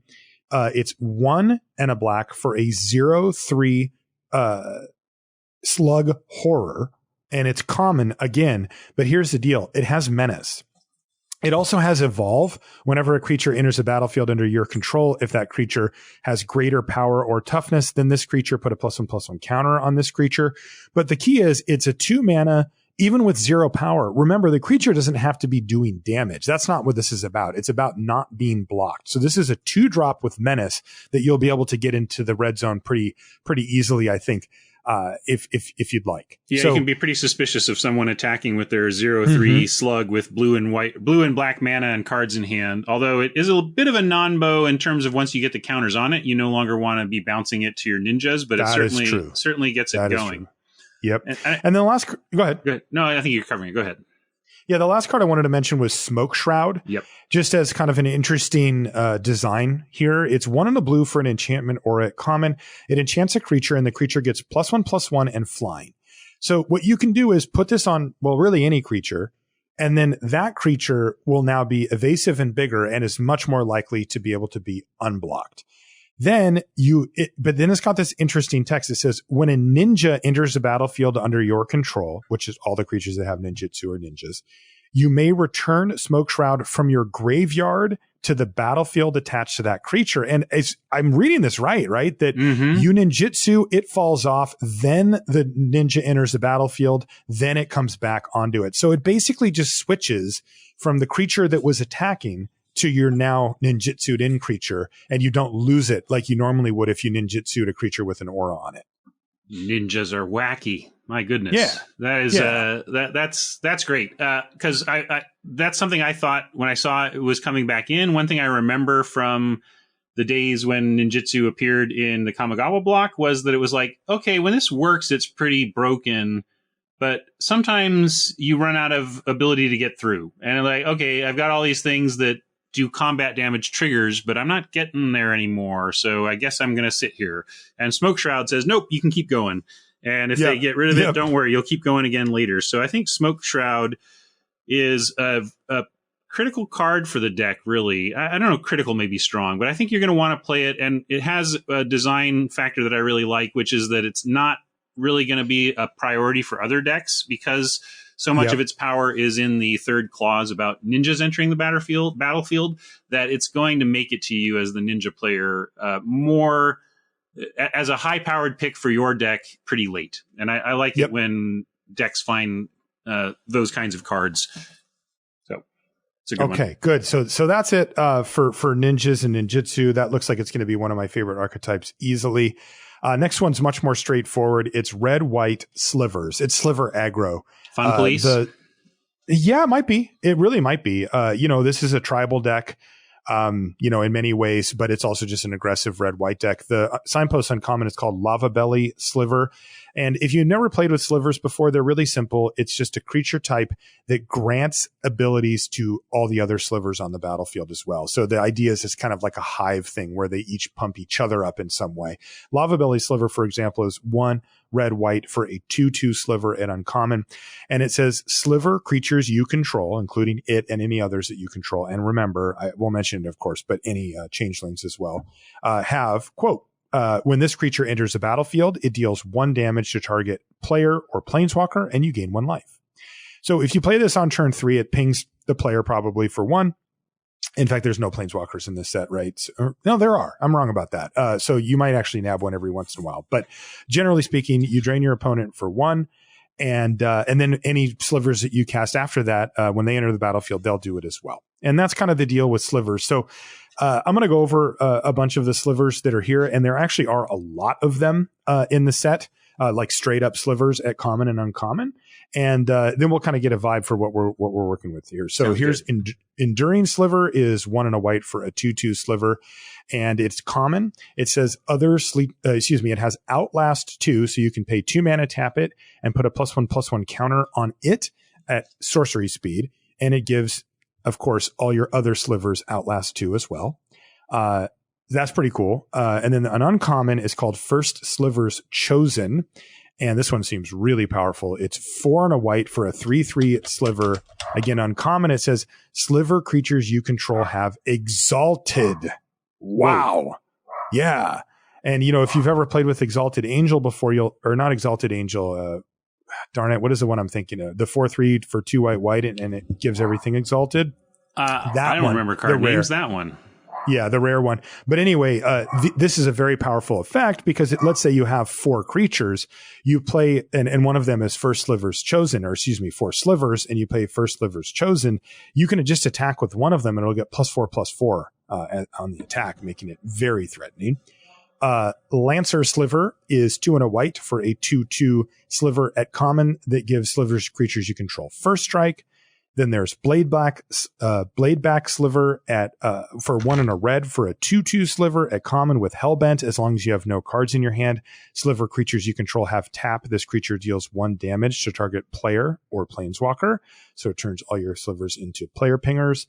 There's Cleaving Sliver, which is 3 and a red for a 2/2 sliver at common. Sliver creatures you control, this is a big one, get +2/+0. That's what I was waiting for. So yeah, that's common, by the way, Ray. And it's important. And I was looking through historically the difference between good sliver decks and great sliver decks in limited, where the mechanic has been available, has been the presence of power pumping slivers. So Muscle Sliver was the original. There was a white version of the Muscle Sliver in Sinew Sliver, I think it was Sliver, called. Yeah, in the Time Spiral block, and then M14 had slivers, and they kind of reprinted Muscle Sliver. Worth noting that they upgraded the templating on newer slivers to be yours only. There's old school slivers that affect all slivers on the battlefield. Let me tell you, if you ever get into a sliver mirror in which both sides have both types of slivers, just scoop, just give it to them, just move on with your life. But anyway, the slivers that pump power for your slivers are the linchpin to getting it done. You go a little bit wide, but then you just need to get them big, and then they can do work. That's right. One more sliver is Hollow Head Sliver. It's 2 and a red for a 2/2 at uncommon that gives your slivers tap, discard a card, draw a card. So that is rummaging as well. So, I mean, look, there's not a ton to say here about this, right? I mean, the bottom line is that you want critical mass of slivers. You still want to pay attention to your creature curve, right? How you're curving out. And this is a classic sort of tribal deck that pumps up everything, and you're trying to assemble this Voltron of slivers, right? I mean, that's the idea. Right. And then the key thing here is that, remember, black and white are your changeling colors. White is half of this archetype. Look for those cards as well, right? Some of the ones that we mentioned before, going back to the black-white deck itself, Imposter of the Sixth Pride. That's 1 and a white for a 3/1 sliver, in air quotes, at common. Irregular Cohort, again, is another one I could have put on this list. It makes 2/2/2 slivers. If you have the payoffs, right? If you have, the +2/+0 sliver, as it will, I'm sure, be called. It's actually called Cleaving Sliver. Let's say you have Lancer Sliver and Cleaving Sliver on the battlefield, right? If you play the Cohort, you just added 8 power of first strike to your side of the battlefield over 2 creatures. Like, that is absurd, right? So these things are critical mass based, and they get better and better. The one thing about the play patterns with them, though, of course, is that instant speed removal tends to have the ability to break up the party in a pretty big way. Oh yeah, right? That was one of my notes that I was going to hit on next if you didn't, which is the I called it the House of Sliver cards. If your sliver stuff is a house of cards, and your opponent has 4 cards, 5 open mana in instant speed removal colors, and you're just, these attacks look good, I'm in. Watch out. You could get blown the heck out. That's right. And sometimes it makes sense to be patient and build out your board if you're not under pressure, because these type of aggro decks actually can get some type of inevitability, because once you get critical mass of just the right combination of these things, you can win the game, right? One attack step can win you the game. So this deck, though, I don't really have much more to say other than, you're obviously prioritizing slivers. Your plan is to beat down, but it is a tribal deck. So it's not necessarily just curve and attack every turn with everything. It's about assembling the correct slivers together to produce an army that's capable of winning, and not forgetting about changelings. Those are going to be the glue. Yeah, I'm pretty wary of the sliver, of this archetype. I look at the slivers and I see a lot of gray ogres with abilities, and I do too. If you don't have the key stuff, you're not going to win a lot of games of modern limited Magic by running out a bunch of gray ogres that can rummage or whatever. It's like that. That's not where it's at. So I do think it's about these linchpin cards that really make them attackers, and then protecting them, making sure that you don't walk into traps. Yeah, I think that one other thing we should mention here is we said, okay, well, we're going to talk about the commons and uncommons. There is clearly critical mass of sliver creature types here at common and uncommon. There's 1, 2, 3, 4, 5. There's 6, 3 in red, 3 in white at common and uncommon, plus all the changelings at common and uncommon. There are rare slivers, and those ones are big time payoffs as well. So keep an eye out for those. Those are of course going to go into your deck, but those can change the equation a lot. Like the type of card that you can cast it and attack with everything and win that turn. Those are, usually at the rare level. Right. Okay, let's move on to the next one. It is red black. Now this one was one of the harder ones for me to actually sort out. It's goblin. I called it Goblin Sacrifice in the article because it really has elements of both. There's a tribal goblin theme going on here, but there's also just a lot of cards that care about sacrificing or whatever. Mm-hmm. And I can't tell really how it meshes together or how the deck is exactly going to pay out. So I kind of just wanted to make sure that our listeners were as informed as possible. So I sort of included it all. But it's actually a fairly straightforward deck. When you look at it in terms of what it does, I just don't know how it plays out that much. So first off, let's look at the signpost uncommon, which is Munitions Expert. This is red black for a 1/1 with flash. It is a goblin. It's uncommon. When it enters the battlefield, you may have it deal damage to target creature or planeswalker equal to the number of goblins you control.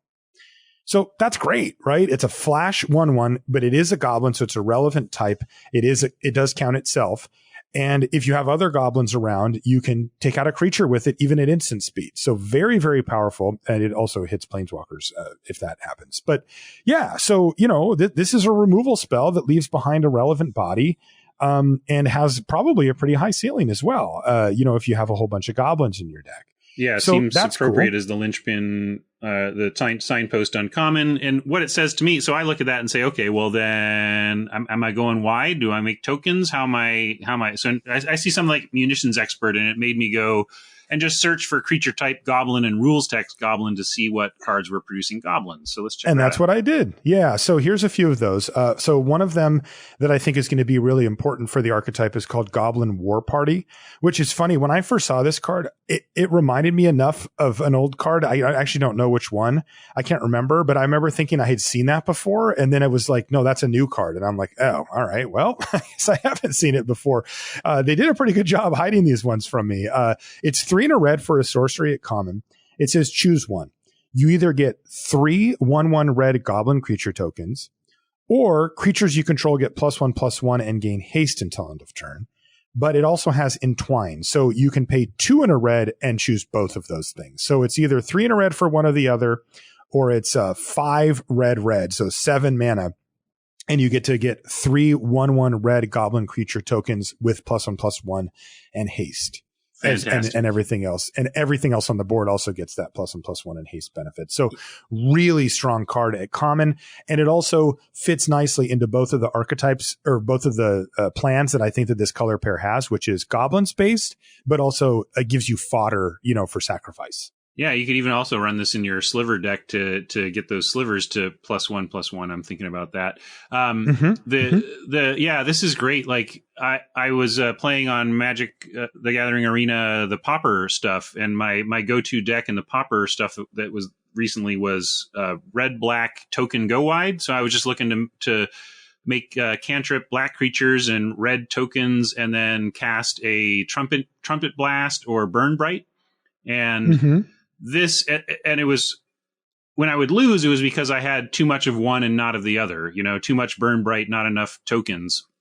So I just love that this is both of those on one card. It is just like exactly what a go wide get you with a big attack deck really needs. So it's fairly costed though. 4 mana is a lot for 3 tokens, and it's a lot to give your team +1/+1.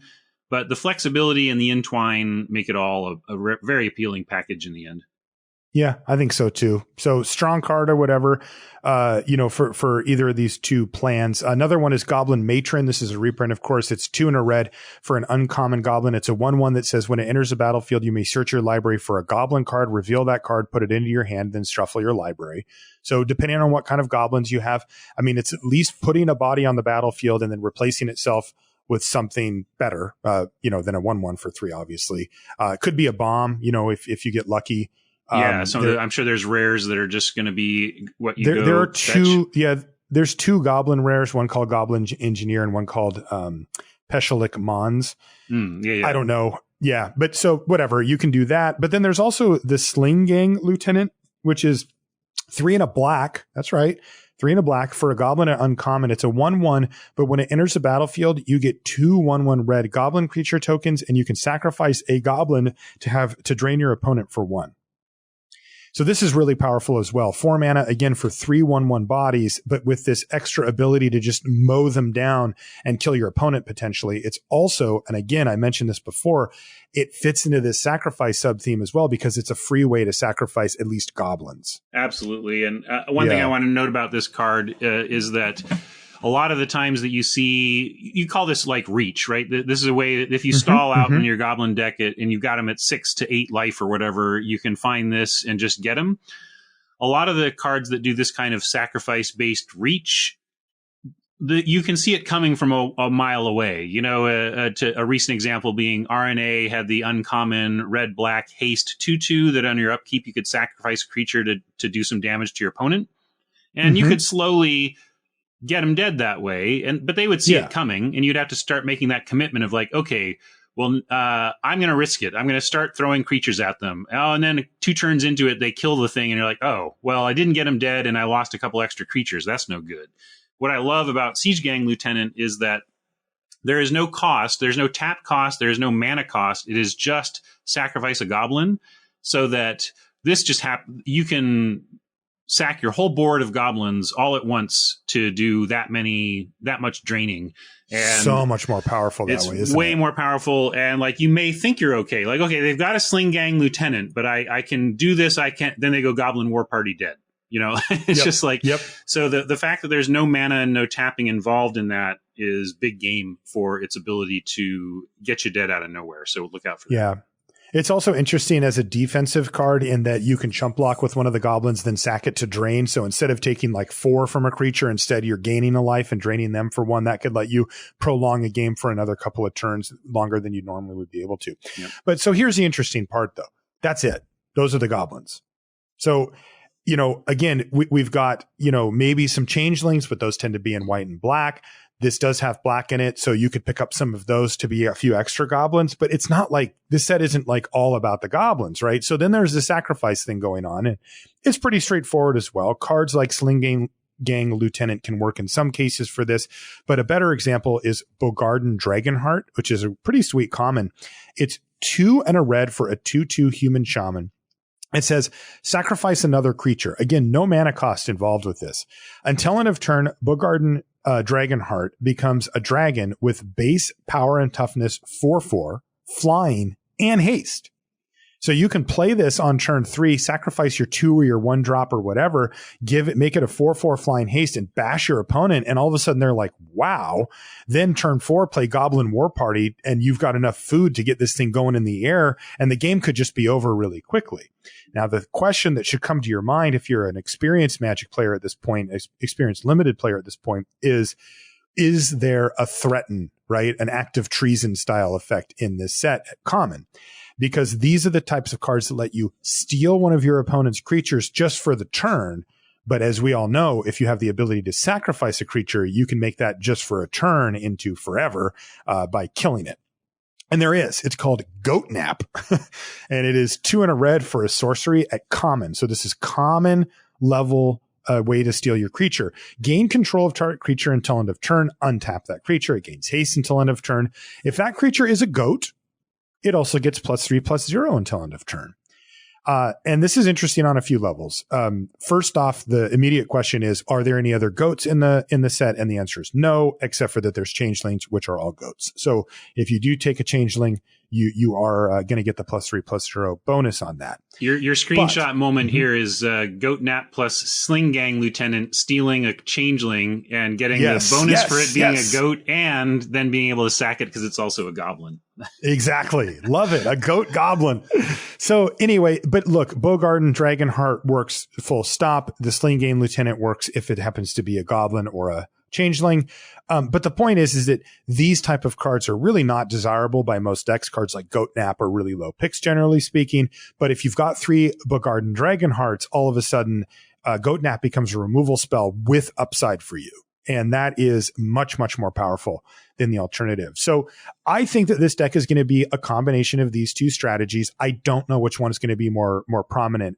If I had been able to, draft this set a few times and try it out, I could bring you that information. But since I'm doing this off of the same information that you have at home, well, I don't know. So that's the question that you have to answer for yourself if you draft the red-black deck. And just for the record, a 20-minute snoozer with Rocket is actually the Goat Nap. That's great. Yes, it is. All right. Let's move on to the next one here, which is green-black. And it cares about, you guessed it, the graveyard. But it does seem to be particularly creatures in the graveyard, though there are some other things like Threshold that pop up as well. So this is a graveyard-based deck. And the uncommon is called Rot Widow Pack. It is 2 black-green for a 2/4 spider with reach. Of course, it's an uncommon. And you can pay 3 green-black and exile a creature card from your graveyard to make a 1/2 green spider creature token with reach. And then each opponent loses a life for each spider you control. And if you forgot from 2 seconds ago, this also is a spider itself. So the first time you activate it, boom, your opponent's going to lose 2 life. And you have 2 of these little spiders. One of them's a 2/4, and then the tokens are 1/2s, but they all have reach. And these are really tough to get through. High toughness, medium power reach creatures are just really annoying for the opponent's deck. So 5 is a lot. 5 is a lot, but that's a nice effect. Yeah, you can do it at instant speed as well. That is not bound by sorcery. So clearly this deck is starting to pave the way for, okay, I get it. I'm trying to slow things down, get creatures in my graveyard, and then take advantage of it. And guess what? That's exactly what you're trying to do for this. They didn't fuss around with one. They made it quite easy, in fact. So here's a few of the ways that you can get cards. So we call these, of course, enablers into your graveyard. One of them is called Rank Officer. It's 3 and a black for a 3/1 zombie soldier at common. When it enters the battlefield, you may discard a card. If you do, create a 2/2 black zombie creature token. So you can pitch like a expensive creature that you can't cast right now, or a cheap one that doesn't really matter, or just any creature, or one that has some value in the yard, that kind of thing. And then you get a 2/2 anyway. So you're getting a 3/1 and a 2/2 for 4 mana. If you do that, that's pretty good value, or at least pretty good, return on your mana, even if the card advantage part doesn't really kind. Then you can pay 1 and a black and tap the Rank Officer to exile a creature card from your graveyard to have each opponent lose 2 life. So you can see the kind of enabler plus payoff thing that Rank Officer is bringing to the table here. And it's a common. That card is common. That is a lot going on a common. And that thing will, again, allow you to feed your graveyard and then also take advantage of having done so. So that's cool. Another one. Now, this is only if you're desperate or if there's some crossover deck, but you can play Glacial Revelation, the one we mentioned before. It's 2 and a green sorcery. It's uncommon. Reveal the top 6 cards of your library. You may put any number of snow permanent cards from them in your hand. But remember, the rest go into your graveyard. So that is one way to just dump a bunch of cards into your yard, depending on if you're playing any snow permanents or not. I was gonna say, if you have probably like, not worth it, but you probably need you still need your critical mass. I'm not gonna want to play that in this deck unless I still have the 7+ snow permanents to likely get me a card back at least off of this. But then if I'm pretty confident I'm gonna get a card back most of the time, then I would run it. But Ryan, you don't get the card in the graveyard if it goes in your hand. Well, you're willing to accept that? I'm willing to, the snow permanents will be my enchantments or whatever. We'll let the creatures will go to the graveyard. There you go. You got it. It's perfect. Don't put any snow creatures in your deck because you might have to draw one with the revelation. Right. Also, of course, worth noting here, right? I'm speaking of the enablers, but also your creatures die. Like, this is a thing that happens in a game of Magic the Gathering. It doesn't happen quite as quickly or as frequently as people tend to give it credit for. They just assume they're always going to have 5 creatures in their graveyard. That is not the case. Don't overestimate that part. But that being said, they do die. They do. They block. They get killed. Removal spells, etc. Another enabler is called Winding Way. This is one I think we're going to see a lot. It's 1 and a green for a common at sorcery. Choose creature or land. Reveal the top 4 cards of your library. Put all cards of the chosen type revealed this way into your hand, and the rest, dun-dun, into your graveyard. So that is a great way to kind of cycle through your deck, get you what you need, either a land or a creature, and then anything that you don't pick ends up in the yard. Are we going to be happy about that though? Like, yes. I want to name creatures with Winding Way. I don't want to name lands. I mean, maybe if it's turn 2 and I'm short, but then the creatures don't go in the graveyard to support the archetype. No, but I mean then. Yeah, I mean, that is true. If you do name creature with it, they will not end up in the graveyard, but I think you'll probably live with it if you're, getting a bunch of them in your hand. And then if it's turn 2 and you don't have a third land, you can just name land with it, and then any creatures get in incidentally. Oh, and back to the math thing on what do you need here or what can you expect? Things like that reveal 4 are nice and easy with a 40-card deck because you just get to move a decimal. So if you have 17 lands in 40 cards, then when Winding Way fires off and you name lands, you're going to get 1.7 lands out of your 4 cards on average. Mm-hmm. So when you see a draw 4, the math gets a reveal 4. The math is pretty easy. If you've got 18 creatures in your deck, you're going to get 1.8 creatures when you cast this. That kind of thing. Yep. So it's a way to do the math on that. Yeah, that's great. And that's, of course, a way to be realistic about something it. you should be considering. Yeah, some people look at this and be like, well, I'm going to get like 3 creatures, right? It's like, no, you're going to get 1.8, Yeah. You're never going to get 1.8, but on average, you're going to get 1.8. That's right. Yeah. And then let's talk about the payoffs, of course. Some of them we've already covered. Grave Shifter, that's the Gravedigger, the Changeling Gravedigger. So that obviously just gets you a card back from your yard. So that's a nice thing to have. One of the ones that we mentioned before, Mother Bear. So this is the 1 and a green 2/2, but you can pay 3 green to exile it from your graveyard to make 2 2/2 bears. Hey, you dump this one in your graveyard, incidentally, that just gives you value, right? Yeah, that's a good point. And it's a common as well. And it's a classic common. Yeah, Mother Bear is really great, actually, isn't she? I think it is just really good. It's just Grizzly Bear. Like, there's some the card they never want to trade. Yeah, there's some formats where we're okay with playing a 2/2 for 2 because you just have to. And when you can trade it off and turn it into 2 more creatures, that's real good. I like that card a lot. Return from Extinction is 1 and a black for a sorcery at common. Choose 1. Return target creature card from your graveyard to your hand. Return 2 target creature cards that share creature type from your graveyard to your hand. So this is another place where the black changelings could come into play, where you pick a good card and then you just say, well, the changeling is also that, so I get that back kind of for free. Mm-hmm. So that's another way that you could take advantage of having creature cards in your graveyard. There's a card called Web Weaver Changeling, and this is 3 green for a 3/5 reach changeling at uncommon. And it says, when Web Weaver Changeling enters the battlefield, if there are 3 or more creature cards in your graveyard, you gain 5 life. So 3/5 reach that's also a changeling and then can gain you 5 life sometimes. That has a lot going on with it for just 5 mana. Yeah, I got a French vanilla that one because you can be 5 life, incidental life gain. We like it when it's incidental or whatever. But if you think about like the impact that mammoth spider had on like Dominaria, this can be a critical power toughness point. The reason it was so important in Dominaria is because every flyer of relevance had 3 or 4 power. So that 5 toughness just put it on lockdown.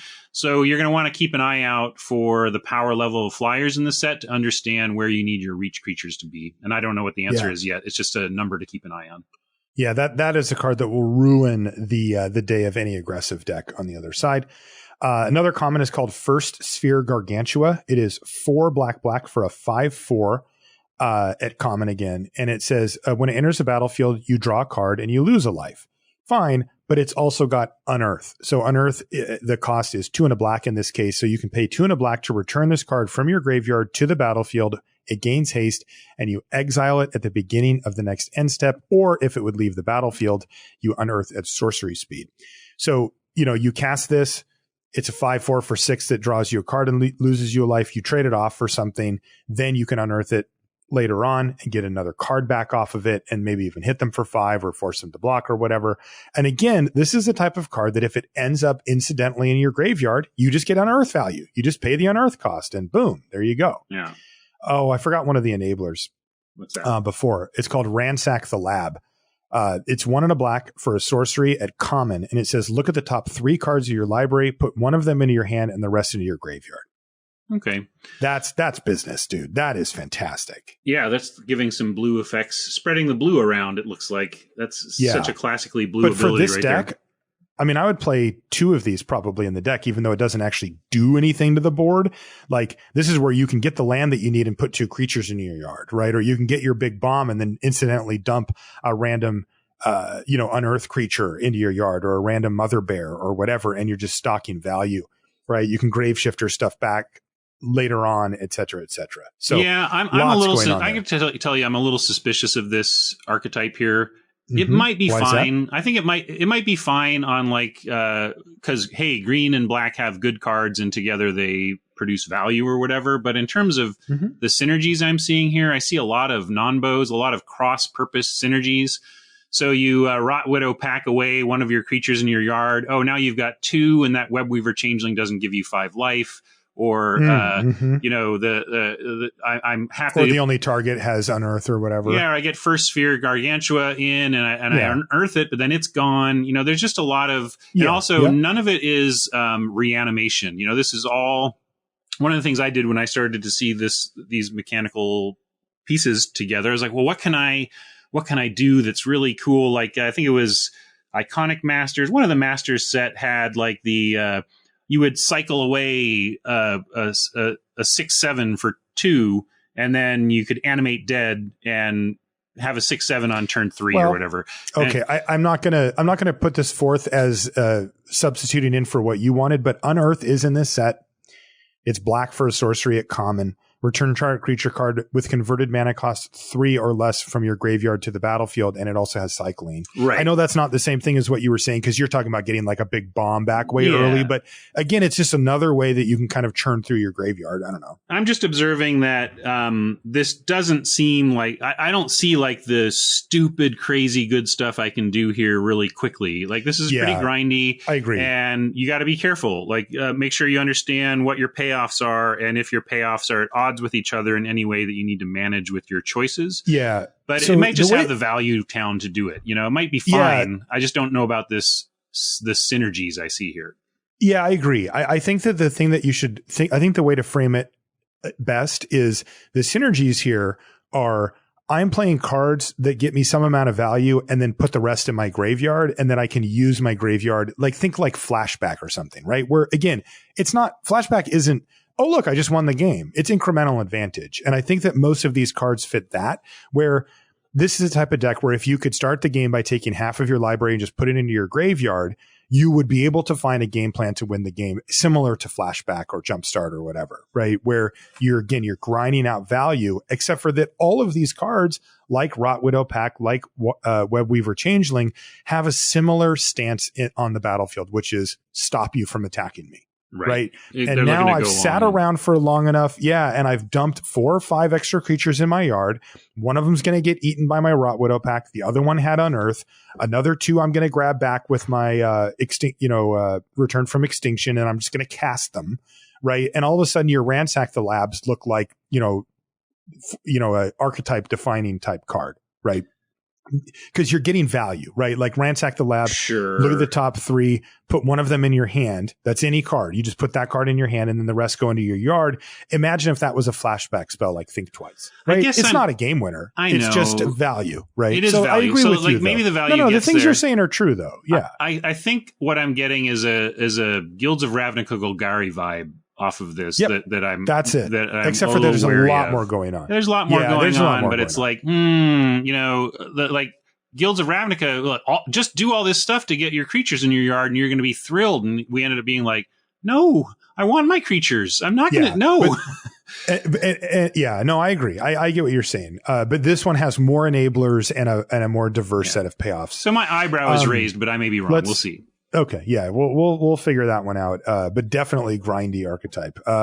Next one is red green. This isn't a new one, at least for me. Maybe you've seen this type of thing before, but it's lands in your graveyard matters is what's going on here. Have you ever seen a mechanic that said, "Oh, if you have a land in your graveyard, now we're online, now we're in business"? That's what this is. Is this Magic kind of jumping the Taco Bell shark of like, okay, here's our list of ingredients.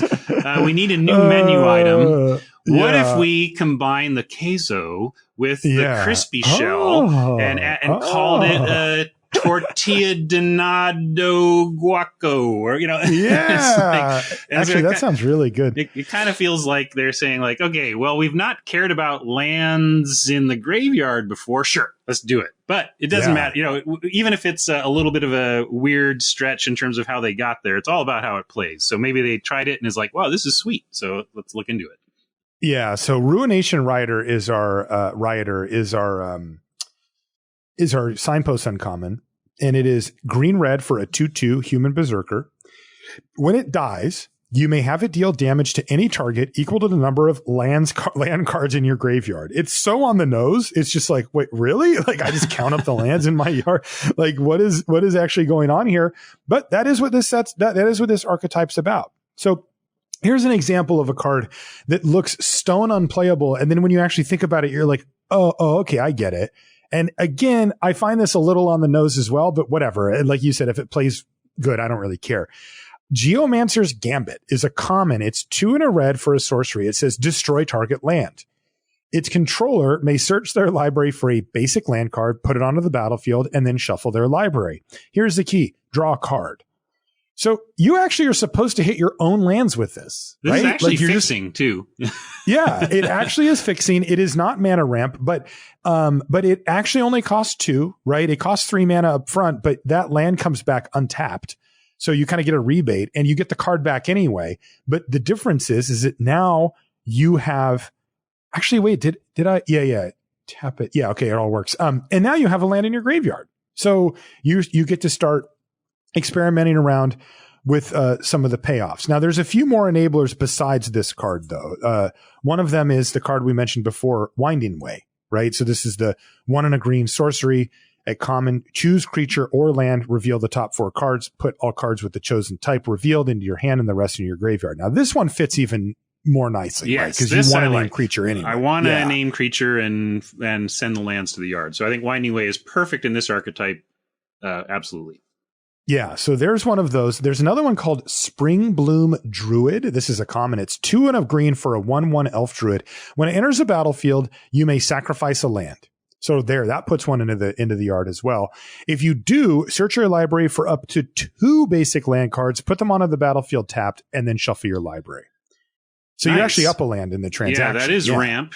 This, for old school players who remember the card Harrow, it was an instant that said 2 and a green as an additional cost to cast this, sacrifice a land. Is it just 1? And then you do this. You put 2, but they enter untapped. So basically, this is like Harrow, except the lands you get enter tapped, and you get a body behind instead. And Harrow was always good, very powerful, always powerful. And part of that power was the untapped lands it brought into the play. But the real power is the double fixing, like to be able to support like a double splash. If we're going to do 5-color nonsense in this format, it's going to be because of Spring Bloom Druid for sure. Yeah, and I think that for limited purposes, the druid might even just be better because having a 1/1 body left over can be a chump block and save you 5 life. It can be sacrificed to something. It can be bought back later and recast. Like there's a lot of things you can do with it. Can be blinked. Even just a little 1/1. It can be blinked. Exactly. That's what we're finding. Yeah, there's a lot of, and we look at things like Elvish Visionary, which is 1 and a green for a 1/1 ETB draw card straight up. Like we're seeing a lot of stuff in this set that's basically tacking on an extra mana and then giving you something even extra for on top of that. Yep, so I like that's that. Right. That space. Me too. So this card looks like a great one. Again, and the key for this archetype is that the end result is also that you've put a land into your graveyard. Another enabler is called Nantuko Cultivator. This one's uncommon. It's 3 and a green for a 2/2 insect druid. When it enters the battlefield, you may discard any number of land cards. And then you put that many +1/+1 counters on the cultivator and you draw that many cards. I believe that's an Odyssey reprint, right? That I remember that being. I have no idea. Yeah, because I just have memories of like in Odyssey, you wanted to get 7 cards into your graveyard really quick so that you could have Threshold. Threshold was an Odyssey mechanic, and Nantuko Cultivator was a way to get Threshold and get a huge creature at the same time. If it's not a reprint, it's very close. It is. It's from Torment, which is that same block. Yeah, and it was a rare. By the way, this is also rarity shifted to uncommon. So really interesting. But anyway, what is our expectation for this card? Because, I mean, there's this dream where you're like, discard 4 lands, but that's not, you probably discard 1 or 2, right? That's more common. Yeah, 2. And again, Odyssey block was just weird at how desperately you wanted 7 cards in your graveyard. Like it was worth so much to you to get to Threshold quickly that it asked you to do care about weird things as a Magic player. And without the Threshold lure, I think that's one of the reasons it can be uncommon. Like it asks a lot of you unless you're finding ways. I don't know if there's ways to right. Find but here and you draw could lands. you could. Oh, I don't know either. There aren't any that I saw offhand. But I mean, here, like if your worst case, or not worst case, but if an average case is 4 mana. You discard 1 land, you draw a card, you get a land into your graveyard, you get a 3/3. And maybe if it's 2, you're drawing 2 cards, getting 2 lands into your yard, maybe replacing one of the lands in your hand for free anyway. And again, you're getting this whole lands in the graveyard thing going for your Ruination Rioter. And then we're going to actually talk about the payoffs now. Oh, yeah. This card seems fine to me. I mean, it's hard to get a whole bunch of lands in your hand. That Sliver Looter might be good in this deck. You can rummage away your lands. I think in general, watch your high end. A lot of times in a green deck, you're going to expect to get up to 7, 8, 9 land sometime. Maybe not expect, that's a little strong. But, you expect to have maybe a little more land than usual. You're going to have to make calls about holding lands if you're running things like the Cultivator or rummaging for, So I think this is actually going to be a deck that doesn't want to play like 7 drops or higher. You want to be done with your land early so that you can start pitching it for value. For sure. So let's talk about the payoffs. Okay. What do we get for this? Well, first we get the Ruination Rider that we mentioned. That's actually probably the best one, but there's a few others. The green one's called Murasa Behemoth. It is 4 green for a 5/5 with trample. It's a common and it's beast. So this is your common payoff for one of them. 5/5 trampler for 6, not great. But it gets +3/+3 as long as there is a land card in your graveyard. So not multiples. It's just if you get any land into your yard, so just one of these effects, the Behemoth is an 8/8 trample for 6, which is absolutely worth the mana. Even in a high-powered set, that just closes out the game so quickly it has to be dealt with no matter what. There's an uncommon called Orescale Guardian, which is 5 red for a 4/4 dragon at uncommon with flying and haste. But get this, it costs 1 less to cast for each land card in your graveyard. Wow. Yeah. So if you can get, a couple early with a Springbloom Druid or cast a Winding Way or something like that and get this thing down, it costs 7 at its base, call it down to 5 or 4. I mean, that's business, right? A flying haste 4/4 for 4 mana or 5 mana, especially if you can curve into it, meaning on turn 3, you cast a Springbloom Druid, get that 1 land into your yard. If you can get even one other with the ramp from the Springbloom Druid, you could be going off on turn 4, right? So, and that hits really hard. And then there's a common one in red called Igneous Elemental. It's 4 red for a 4/3 that costs 2 less to cast if there is a land in your graveyard. Now, they're throwing us some curveballs here. This one only cares if that checkbox is met. The Ore-Scale Guardian cares how many lands are in the yard to make it cheaper. But the Igneous Elemental kind of spots you an extra because if there's one land, well, you're getting the full 2 less to cast. So that brings it down to just 4 mana for a 4/3. And when it enters the battlefield, you may have it deal 2 damage to target creature. And that's obviously quite powerful as well. So like if it's a 4 mana 4/3 that pings something for 2 at common, that is great, right? Now, if you don't get the land, it's a 6 mana 4/3 that does the same thing. And that is a lot less great. Just less relevant when you cast it and all that stuff. A third less great. Yeah. So, but these payoffs are very real, right? And this deck to me looks like kind of a classic red-green mid-range deck with just a twist, right? It just wants you to play a few of these extra cards that care about getting lands into the yard. So your Winding Ways go up a little bit. Your Springbloom Druid, I think you would have played anyway in a deck like this. The one issue that I have touches on something you mentioned before about your land count. Like it feels like a few of these cards at least want you to like discard or ignore lands or not put them into your hand or whatever. But, 2 of the payoffs cost 6 mana and the other one costs 7. 2 of them admittedly have cost reduction abilities associated with it, so it's not quite straight up. But I mean, it looks like you're still going to need to at least have the backup plan of getting up to 5-6 mana in this deck, kind of no matter what.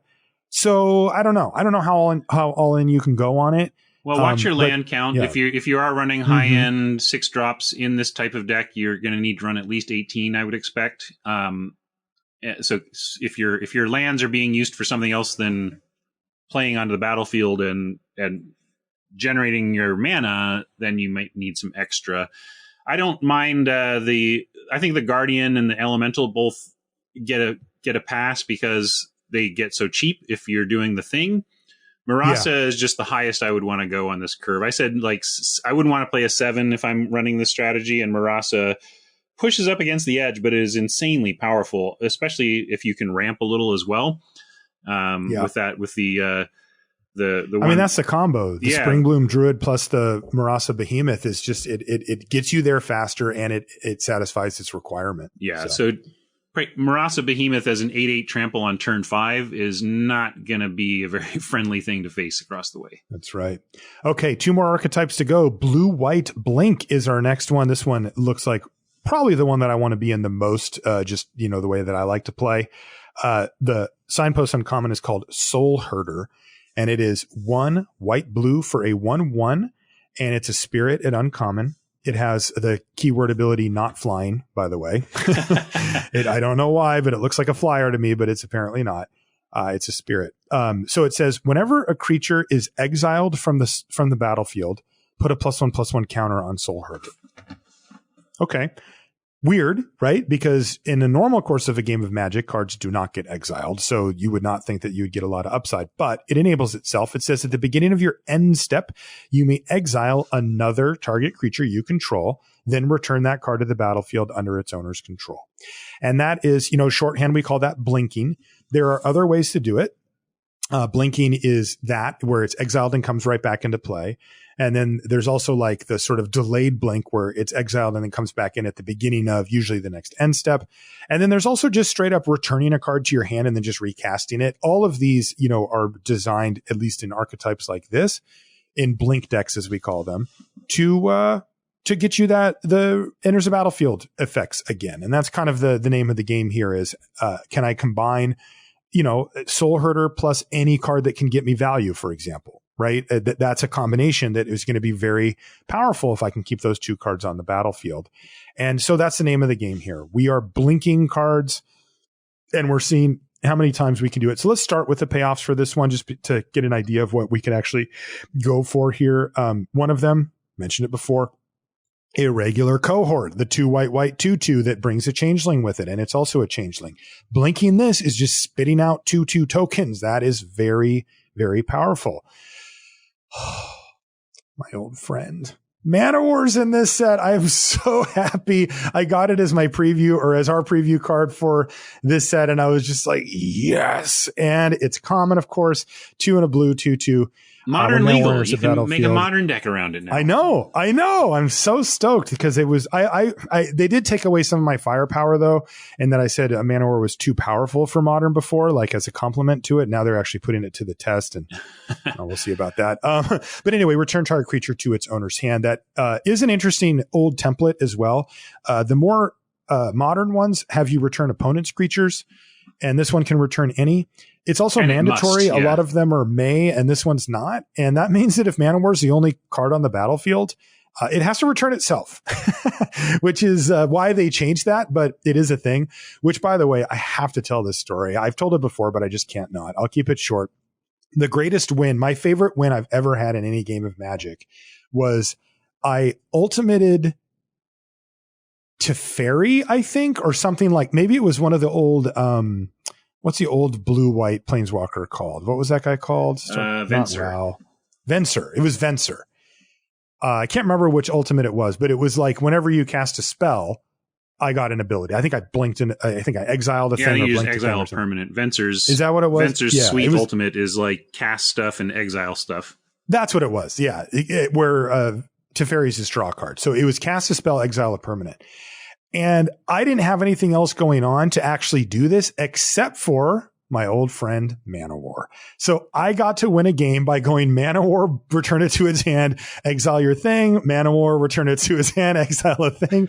And my Man-O-War cleared away their creatures and exiled all their other stuff. And I basically gave the Man-O-War full credit for the win. At any rate, vindicate a war.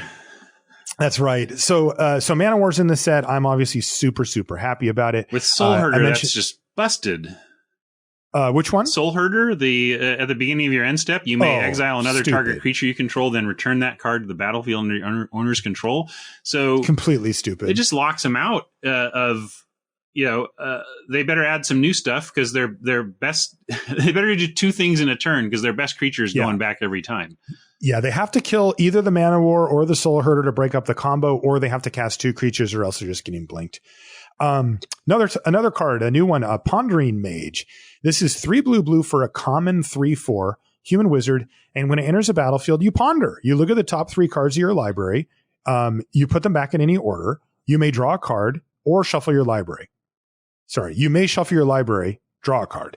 That's how it actually works. So you can put the 3 back and just leave them in that order and then draw the top one. But then you know that you're getting the other 2 as well. If you don't like any of them, you can shuffle your library and draw a card. But as you might imagine, this is very powerful effect with these blink abilities. If you can use any way to have this thing enter the battlefield multiple times over the course of a game, you are going to be very happy. And it's interesting because I picked these 3 or these cards, in this order because Soul Herder obviously works well with both of them. But, you can play Pondering Mage, then draw Mana-War, then play Mana-War on Pondering Mage, and then play your Pondering Mage, right? It's mana intensive, but it's a lot of value. Another one was, I did not actually put it in here. It's called, I did. It's Vesper Lark. It's 2 and a white for a creature elemental. It is a 2/1 flying uncommon, but when it leaves the battlefield, return target creature card with power 1 or less from your graveyard to the battlefield. And then it has Evoke for 1 and a white. You may cast a spell for its Evoke cost. If you do, it's sacrificed when it enters the battlefield. And there's a lot of stuff here. I mean, the thing is that you need to be able to get something back repeatedly. So this isn't like a focal point, but it's just something that you could do. And then another neat thing is that you can actually pay the Evoke cost. It hits the battlefield. A trigger goes on the stack that says return a 1-drop. Another trigger goes on the stack as well that says sacrifice this. If you can blink it before that sacrifice trigger resolves, and you actually just get to keep your Vesper Lark and you get another trigger off of it. The only downside here is that it's just hard to have enough targets for this thing to be relevant in limited. Yeah. Although that's the downside. This is the kind of card where you can read quickly and assume they're talking CMC, because I think the most common limit on abilities like this is converted mana cost. And the reason they choose converted mana cost is that converted mana cost is a very good indicator of power level. A 1 mana card is going to be less powerful than a 8 mana card, or even a 3 mana card, for example. But power doesn't necessarily do that. And if you had, there can be 5 drops with one power that are just insanely powerful because of what else they do. So remember that we're looking for power here, not CMC. Yeah. What about the Squirrel Maker guy? Yeah, exactly. Perfect. Yeah, that'd be good. Another payoff is called Watcher for Tomorrow. It's 1 and a blue for a 2/1 human wizard, another uncommon. It's got Hideaway. This creature enters the battlefield tapped. When it does, look at the top 4 cards of your library, exile 1 card face down, then put the rest on the bottom of your library. When Watcher for Tomorrow leaves the battlefield, put the exiled card into its owner's hand. So, it does kind of a ponder type effect here. It exiles the cards, and then you'll basically draw one of those 4 cards when it leaves the battlefield. That's when it dies, or if it gets blinked. So lots of sweet payoffs here to build out your board, bounce their stuff, get value, etc. Now, how are you going to set it up? And there's a lot, actually. So this is pretty cool. The one that jumped out to me the most is called Settle Beyond Reality. It is 4 and a white for a sorcery at common, and it says choose one or both. Exile target creature you don't control. So straight up removal spell. The other one, though, is exile target creature you control, then return it to the battlefield under its owner's control. So you're getting a blink, for value, plus you get to exile one of their creatures. When I first read this, I thought they both blinked, and I thought it was terrible. And then I was like, oh, no, wait. Theirs stays gone. Okay, now I love this card. Now this is like what we've come to have seen from things like Wanderer's Strike and that seems like R&D has decided that 5-mana sorcery is a new place for white to exile something and then get a little bonus, right? And in this case, the little bonus is a blink, which for you could be a big bonus if you build your deck right.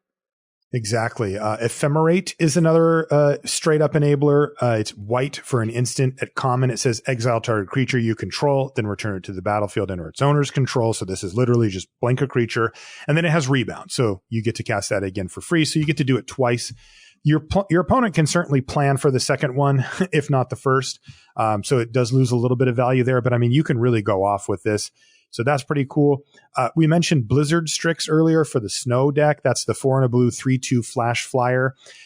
The thing about it's uncommon. And when it enters a battlefield, if you control another snow permanent, you get to blink something, something else other than it. But, I shouldn't shorthand that. It's actually not blink. It's exile it and then bring it back, to its owner's control at the beginning of the next end step. So it's one of those slow blinks I mentioned. Mm-hmm. This one might not fit in the deck because you do need to have another snow permanent to make that slow blink happen. But if you do, for whatever reason, this is a great enabler for the deck because it adds to your board while also blinking something. Yep. So that's pretty cool. There is, Moonblade Shinobi, that was one of the ninjutsu creatures. Don't forget the blue ones here in this deck. This is the one that gets you the 1/1 illusion tokens. But the key is, like we mentioned before, you can attack with your Pondering Mage. Your opponent goes, yeah, no blocks. And you go, cool, Moonblade Shinobi hits you, make a 1/1, get my Pondering Mage back, cast it next turn, etc. So that's another way any of the ninjutsu can get those going if you can actually get them through. And then there's one that's a little slower, but I don't know, maybe playable. It's called String of Disappearances. It's blue for an instant. At common, it says return target creature to its owner's hand. Then that creature's controller may pay blue. If the player does, they may copy this spell and may choose new targets for the copy. So you can target your own creature with this to just return it back to your hand with the idea of recasting it later. And then you can even pay blue and blink return it, bounce another creature or one of their creatures or something like that. And then you could just use it as a unsummon as well. Just your opponent's like, I'm going to kill you with this creature, and you go, cool, return it to your hand or kill a token or whatever. So maybe it doesn't fit perfectly, but it does, it does do something. Mm-hmm. So yeah, lots of great stuff here to work with. And to me, this looks like the most fun deck and certainly the one I'm most excited about just looking at it at face value. I am too. And the Soul Herder leaps out at me as just one of the most important cards in this set. It's so absurd in terms of what it's doing. It's, it really we're sitting here up here going, hey, look, cool. If you play Settle Beyond Reality, you get a blink along with your removal. Mm-hmm. That's great to get a blink in this deck. And then you look at this uncommon that's like, how about a blink every turn for the rest of the game while I become unstoppable? How about we do that? Yeah. And it's getting bigger, and wow. And I wanted to talk about a very specific card that's dear to my heart in my Magic memory, and I was trying to figure out where to mention it, and we decided here because one of the things I really want to do is protect that Soul Herder. Like, again, it's so wildly powerful for the deck, and also the art is amazing, and Seb McKinnon is my new... Whenever I go, oh, that art is amazing, I look down and see his name. He's your Noah Bradley. Yeah. Right. Anyway, the card I'm talking about is Shelter. Shelter is 1 and a white, instant.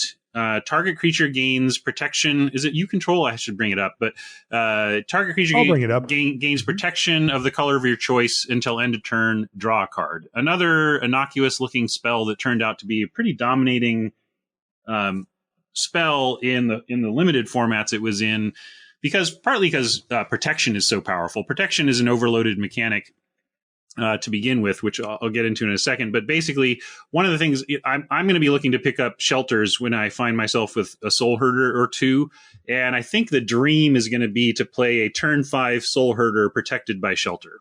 That's really what I want to do. And so if you can be patient with your Soul Herder and make sure you get spells to protect it, do that. And because it's a type of engine that can just go nuts. Yeah, right? If you can protect it, you're just going to win. And I wanted to, as an aside on Shelter, like it looks a little underwhelming, but protection is kind of a broken mechanic. It's another overloaded one. There's a lot of old school mechanics that are not good by today's standards, but can make appearances, and you don't see protection anymore. And I was in the room when, I sat for years next to Ken Nagel, who was kind of the chief the champion of breaking up protection. He was always talking about how protection we shouldn't use it anymore because it's 4 things. It is cannot be enchanted, cannot be blocked, cannot be targeted, and cannot be damaged. They call it DET. The acronym is DET for that. And it's silly to have that many things tied up into one mechanic. And so these days but 3 of them aren't really good for the game, or they're either too narrow or create board stalls or aren't as interesting as the evasion you see. Like Menace is cool evasion. Can't be blocked by red. That's less cool because if they have a ton of red, it's really great. If they have none, you have a blank rules text. You don't want to do that. So they're turning more to things like Menace for their partial evasion. But the thing that has survived the breakup of protection is hexproof from. So now we see that the Knights from Dominaria, for example, had hexproof from white, hexproof from black. That's kind of the new protection, which I just think is an interesting design note. But don't sleep on Shelter. It because it has true protection, it has a lot more versatility than it might seem at first. Oh, they've got nothing but green creatures blocking, and you've got 5 power and they're at 5 life. Shelter it from green, and boom, you're unblocked. So just remember that it has a lot more modes than just protecting stuff from removal, but it is great at that. And my dream is going to be a Soul Herder protected by Shelter, bouncing Mana Wars until you give up. That's what I want to do. And just 2 notes here. One, Shelter is creature you control, of course. And then also, I think that leads to a wider discussion on this blue-white deck that should be noted here, which is that you can also just use cards like Ephemerate to save your creatures, right? Like, sure, we're talking about, white instant exile target creature you control, then return it to the battlefield under center control. And I'm thinking, okay, Mana War and Pondering Mage, I'm going to be getting all this value. Well, sometimes they also just go, point a removal spell at your Soul Herder, your key creature that you have, and you go Ephemerate it, right? And then sometimes you even get value for that. That is powerful in and of itself, especially against the types of decks that have a lot of removal in them. So, you're getting that for free because you want to play these type of cards to enable your baseline value strategy anyway. Right. So that's really, really important to remember that you're just getting that tacked on. Okay. One more archetype before we call this thing a day. This is blue-red, and I didn't know what to name it. It's draw cards. Like, this archetype literally just cares about you drawing cards. I'm like, we have hit the promised land. Like, we did it. I put in the article, I said, it's like getting paid for getting paid, right? It's just like, this is what I wanted to do anyway. Right. So yes, we have gotten there, in a pretty big way. Thundering Djinn is our is our signpost uncommon, and it will definitely tell you what's going on here. It's 3 blue red for a 3/4 flying djinn at uncommon. Whenever it attacks, it deals damage to any target equal to the number of cards you've drawn this turn. Wow. Yeah. So that is completely absurd. And there are a ton of ways to draw cards. Okay. Because first off, you get your draw step, right? That's a card drawn for the turn. So the djinn under all circumstances is going to hit for the 1 extra damage anyway. Or throw around that 1 extra damage anyway. Mm-hmm. But beyond cards that just straight up say draw a card on them, of which there are quite a few in the set also, so don't be sad. And I will talk about them. There's also cards that say draw a card on them sort of in a different context. For example, Lonely Sandbar, landed uncommon. It enters the battlefield tapped. It taps for blue, and it has cycling. And when you think of cycling, that doesn't necessarily trigger in your brain, well, it's a card draw spell or I'm drawing cards, but you pay blue, discard this Lonely Sandbar, and you draw a card. So that would satisfy that for the djinn or anything else that cares about drawing cards. So let's talk about some more of the enablers. There's actually a ton of them. The Lonely Sandbar, of course, is one of them. And then there's also the red version of it, which I can't remember the name of right now. Oh, since you're talking about the cycle of lands, we should mention that there is that cycle, and the lands in graveyard, the red and green cycle lands are going to be huge for the red-green deck, because you can actually do, get lands in for turn 2 and 3 and 4, if that's relevant. Great point. Yeah. Those are uncommon, and I just forgot about them when I did the thing. So yeah, that is totally relevant. Let me make a quick note about that. Okay. So there's that. There's other cyclers like Choking Tethers, 3 and a blue for an instant, tap up to 4 creatures. But you can cycle it for 1 and a blue and tap 1 creature. So these are, again, you do these main phase and all of a sudden, or whenever, and you're getting these extra triggers on all these, and anything that pays you off. Choking Tethers overperformed in its day. It was one of those that, we've seen the 1 and a white, tap a thing, draw a card, and it basically always gets cut, right? It's just not, it's not a super impressive card, but it's not, its floor is pretty good, 2 mana, replace itself. And then, tapping 4 creatures is just game winning sometimes. So it's I don't know if it'll hold up in this format, but back when it appeared in, I guess, Onslaught block, it really surprised me at how effective it was. I thought it was going to be a bit of a nothing, and it became one of the defining commons of the format. So we'll keep an eye on that and see how it performs here. Right. Another card is called Everdream. It's 1 and a blue for an instant at uncommon. It just says draw a card, but you can splice it onto an instant or sorcery, as we talked about before.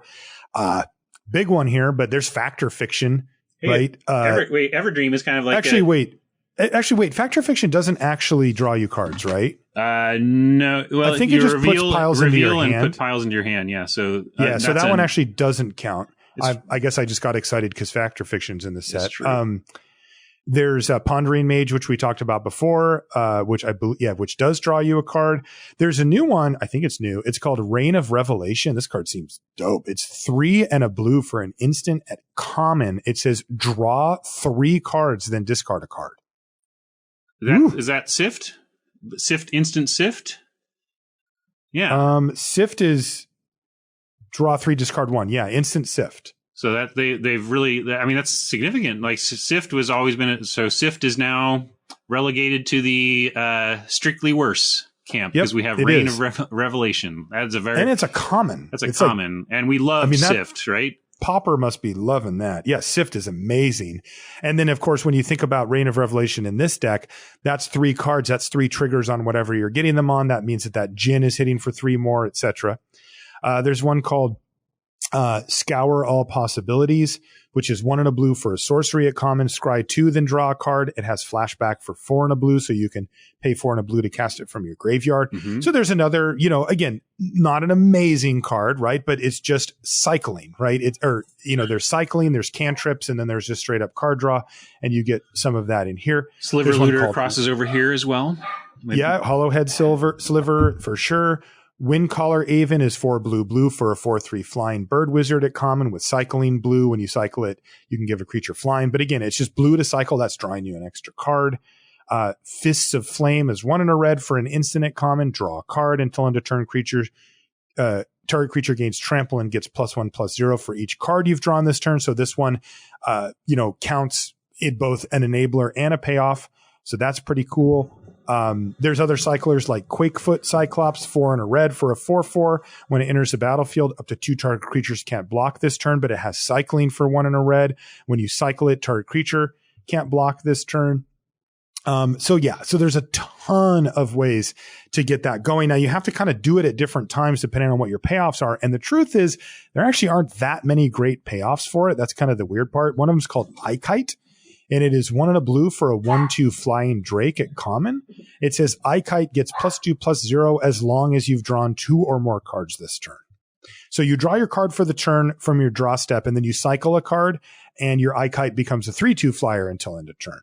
So that's not actually that hard to do at all, and it's only 2 mana, so that thing could pile on a bunch of damage pretty quickly. Yeah, it seems like. And then there's this one seems really sweet though. It's called Oniraphage or Oniraphage. I don't know how you pronounce that, but it's 3 and a blue for a 1/2 flying squid illusion at uncommon. Pretty bad, right? 1/2 flyer for 4. Whenever you draw a card, put a +1/+1 counter on it. And it's Holy flying. crap! Yes, we've seen these that counts on non-flyers. all of your draw steps. Yes, and they're very scary. Yeah, it's scary enough this on one a is going to end the non-flyer. game. Totally. So that's a huge payoff, probably the best non-rare payoff. And then there's one called Spinehorn Minotaur, which is 2 and a red for a 2/3 Minotaur Berserker at common. And it says, as long as you've drawn 2 or more cards this turn, it has double strike, which is a reasonable payoff again. And this is very red-blue. All of the payoffs are actually combat-based, meaning that the Spinehorn Minotaur gets you in for damage. The Thundering Djinn needs to attack to make its trigger relevant, and the Oniraphage can block, but of course does a much better job of just killing your opponent. And that plays out in a very, did I say red-black? Blue-red is what I meant to say. Sure. Very blue-red plan, which is the classic, I'm doing a lot of things, and then you're dead. Right? Like I hit you for 8 and then 12 and it's like, oh, the game ended. This is the type of thing where you have the Oniraphage going, you get it up to like a 3/4 and your opponent's like, okay, I can take a hit. I'm still at 12. It's fine. And then like you play a card draw spell on their end step and all of a sudden it's 5 power. Then you draw your card for the turn and it's 6 and you choking tethers their whole team down and you cycle a thing and it's like, oh, I'm taking 8 or 10 or whatever and the game's over. Right. And it's like, wow, like I did not think that was going to happen. When you attack with a Spinehorn Minotaur, your opponent basically just has to assume that it has double strike at all times. Mm-hmm. Right. It's just because you have to draw 2 cards to trigger it. But on your turn, you've already got your draw step. So it's any cycle, any card draw, anything can turn it on at any instant speed of that. We'll get the job done. And then, of course, Thundering Djinn just ends the game super quickly. I mean, it just kind of, like I said, it just pays you for being Oniraphage and the red one you're just talking about both have extreme mid-combat factors to consider. That you're talking about the just assume it has double strike, and that's an easy thing to do with the Minotaur. The less easy thing to understand is how big that squid illusion is going to be by the end of combat. So you're going to have to take some gambles to try and get that thing dead. But keep in mind that if they have open mana, you really don't know what the power toughness of that thing is. Yeah. And it's going to demand probably non-red removal, right? Mm-hmm. You're going to need to kill it. So that archetype looks super fun as well. And I'm definitely interested in that. Not super shocking, but the blue ones look really interesting to me. Those are the ones I'm kind of most excited about. Whew, that's it. That is all of the archetypes for Modern Horizons. And we're going to call it a show there. Any parting thoughts about the set? Are you stoked for it? Does it look too complicated? Is it good? What do you think? I am cautiously optimistic. It's how I usually am with new Magic sets. That I see a lot of things I'm excited about, but it's so hard to know until you play. And that's why play testing is just so essential to game design. You can do stuff on paper and think any number of things about it. And then when cardboard hits the table, you find out what you've really got. That's right. And we're going to do that. So hopefully this will help you find your way through the drafts that you end up doing for Modern Horizons. And good luck. Open up some bombs. There's some really nice bombs in the set as well, even though we didn't focus on those for this particular episode. Ryan, tell us again, where can people find you and where can they find the stream and anything else that you're doing? Yeah, if you want to reach out to me, Twitter's probably the best way. I'm at Ryan Spain on Twitter. And if you want to catch my stream, it's 9 a.m. Pacific, Monday through Friday at Twitch TV/Going Optimal, where we play MTG Arena and we draft and have a lot of good times. That's right. And like Ryan said, it, in many ways acts as kind of an arm of limited resources, the same type of stuff that you'll get out of here or out of the draft videos that Luis and I do, you're going to get out of the stream that Ryan does. And I highly recommend it. And again, I'll put the link in the show notes for Ryan's stream there. And what you can do is, even if he's not on air at the time, you can just hit that follow button and then you'll get an alert if you'd like when he does go online. But and also one of the cool things is you're very consistent. So yes, I'm very consistent, and I very consistently throw up my stuff onto YouTube as well. I tend to chop my streams up into event-sized pieces. So if you just want to catch a draft that I did, you can go to my YouTube channel. I don't even know whatever, search YouTube Going Optimal and you'll find me. And so there's the YouTube option as well. Awesome. Thanks again, Ryan, for coming on to fill in for poor sick Luis. You did a great job, and it was great to have you back on. Always great to be here. All right. You can find me on social media. I'm Marshall_LR, and you can find everything related to this podcast at lrcast.com. I want to thank our sponsor, channelfireball.com, once again for sponsoring the podcast. And look, if you need to sell your cards, I know what happens. This Modern Horizons comes out and you think, God, I'd really like to get a box of that and have my friends over and do a draft, right? I mean, that would be sweet, but these boxes are, well, they're expensive, right? I mean, they're $7 a pack or $8 a pack or whatever they are. They're not cheap. So that means you might need to scrap together some bucks to get the box. And sure, you can split it up with your friends and help to defray that cost a little bit. Somebody's got to put it up at first. And one of the great ways you can get ahead is by selling cards back to Channel Fireball by using their buy list and then taking advantage of their trade-in. And for a trade-in, you'll get a 30% bonus, which is really solid. And you can use that on store credit. And the store credit you can use for Modern Horizons or whatever else it is that you'd like to have. So I highly recommend doing that. Otherwise, that's going to do it for this one. Let us know how your Modern Horizons pre-release and drafts go, and we'll see you next time. I have stories, right? I do. Well, we should tell them what we did a couple weekends ago. So oh yeah, good idea, man. I've been looking for a spot to put this into the show and I just totally forgot with you on it. We can just do it. Here we are. So yeah, a couple weeks ago, we were looking to figure out what to do with a 4-player Magic evening. We had 4 players and we're all limited junkies. So yeah, we could bring decks or whatever. We wanted to draft ideally, but it's tough to draft with 4. There's some things people have come up with, but for the most part, we tend to fall back on sealed when we're in that situation. But I had a box of Battle Bond, and I was trying to sell the group on doing Battle Bond, by the way, is 2-headed giant draft. So 2-headed giant draft, you and your partner sit there, you have 6 packs in front of you, you open one, you take 2 cards out of your pack and pass to the next pair who take 2 cards and so on. So it's just like regular drafting, except there are 2 of you and you're taking 2 cards out of every pack instead of 1.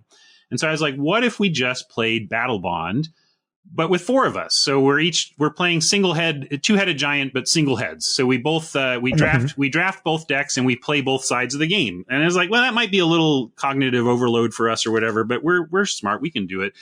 I got a lot of poo-poos. No, nobody wanted to do Battle Bond because, like, you wanted to do War of the Spark because it actually helps your coverage to play with the new cards. And Adam and Thomas didn't want to play with cards they didn't know. So I was like, fine, all right, fine. We'll just do something.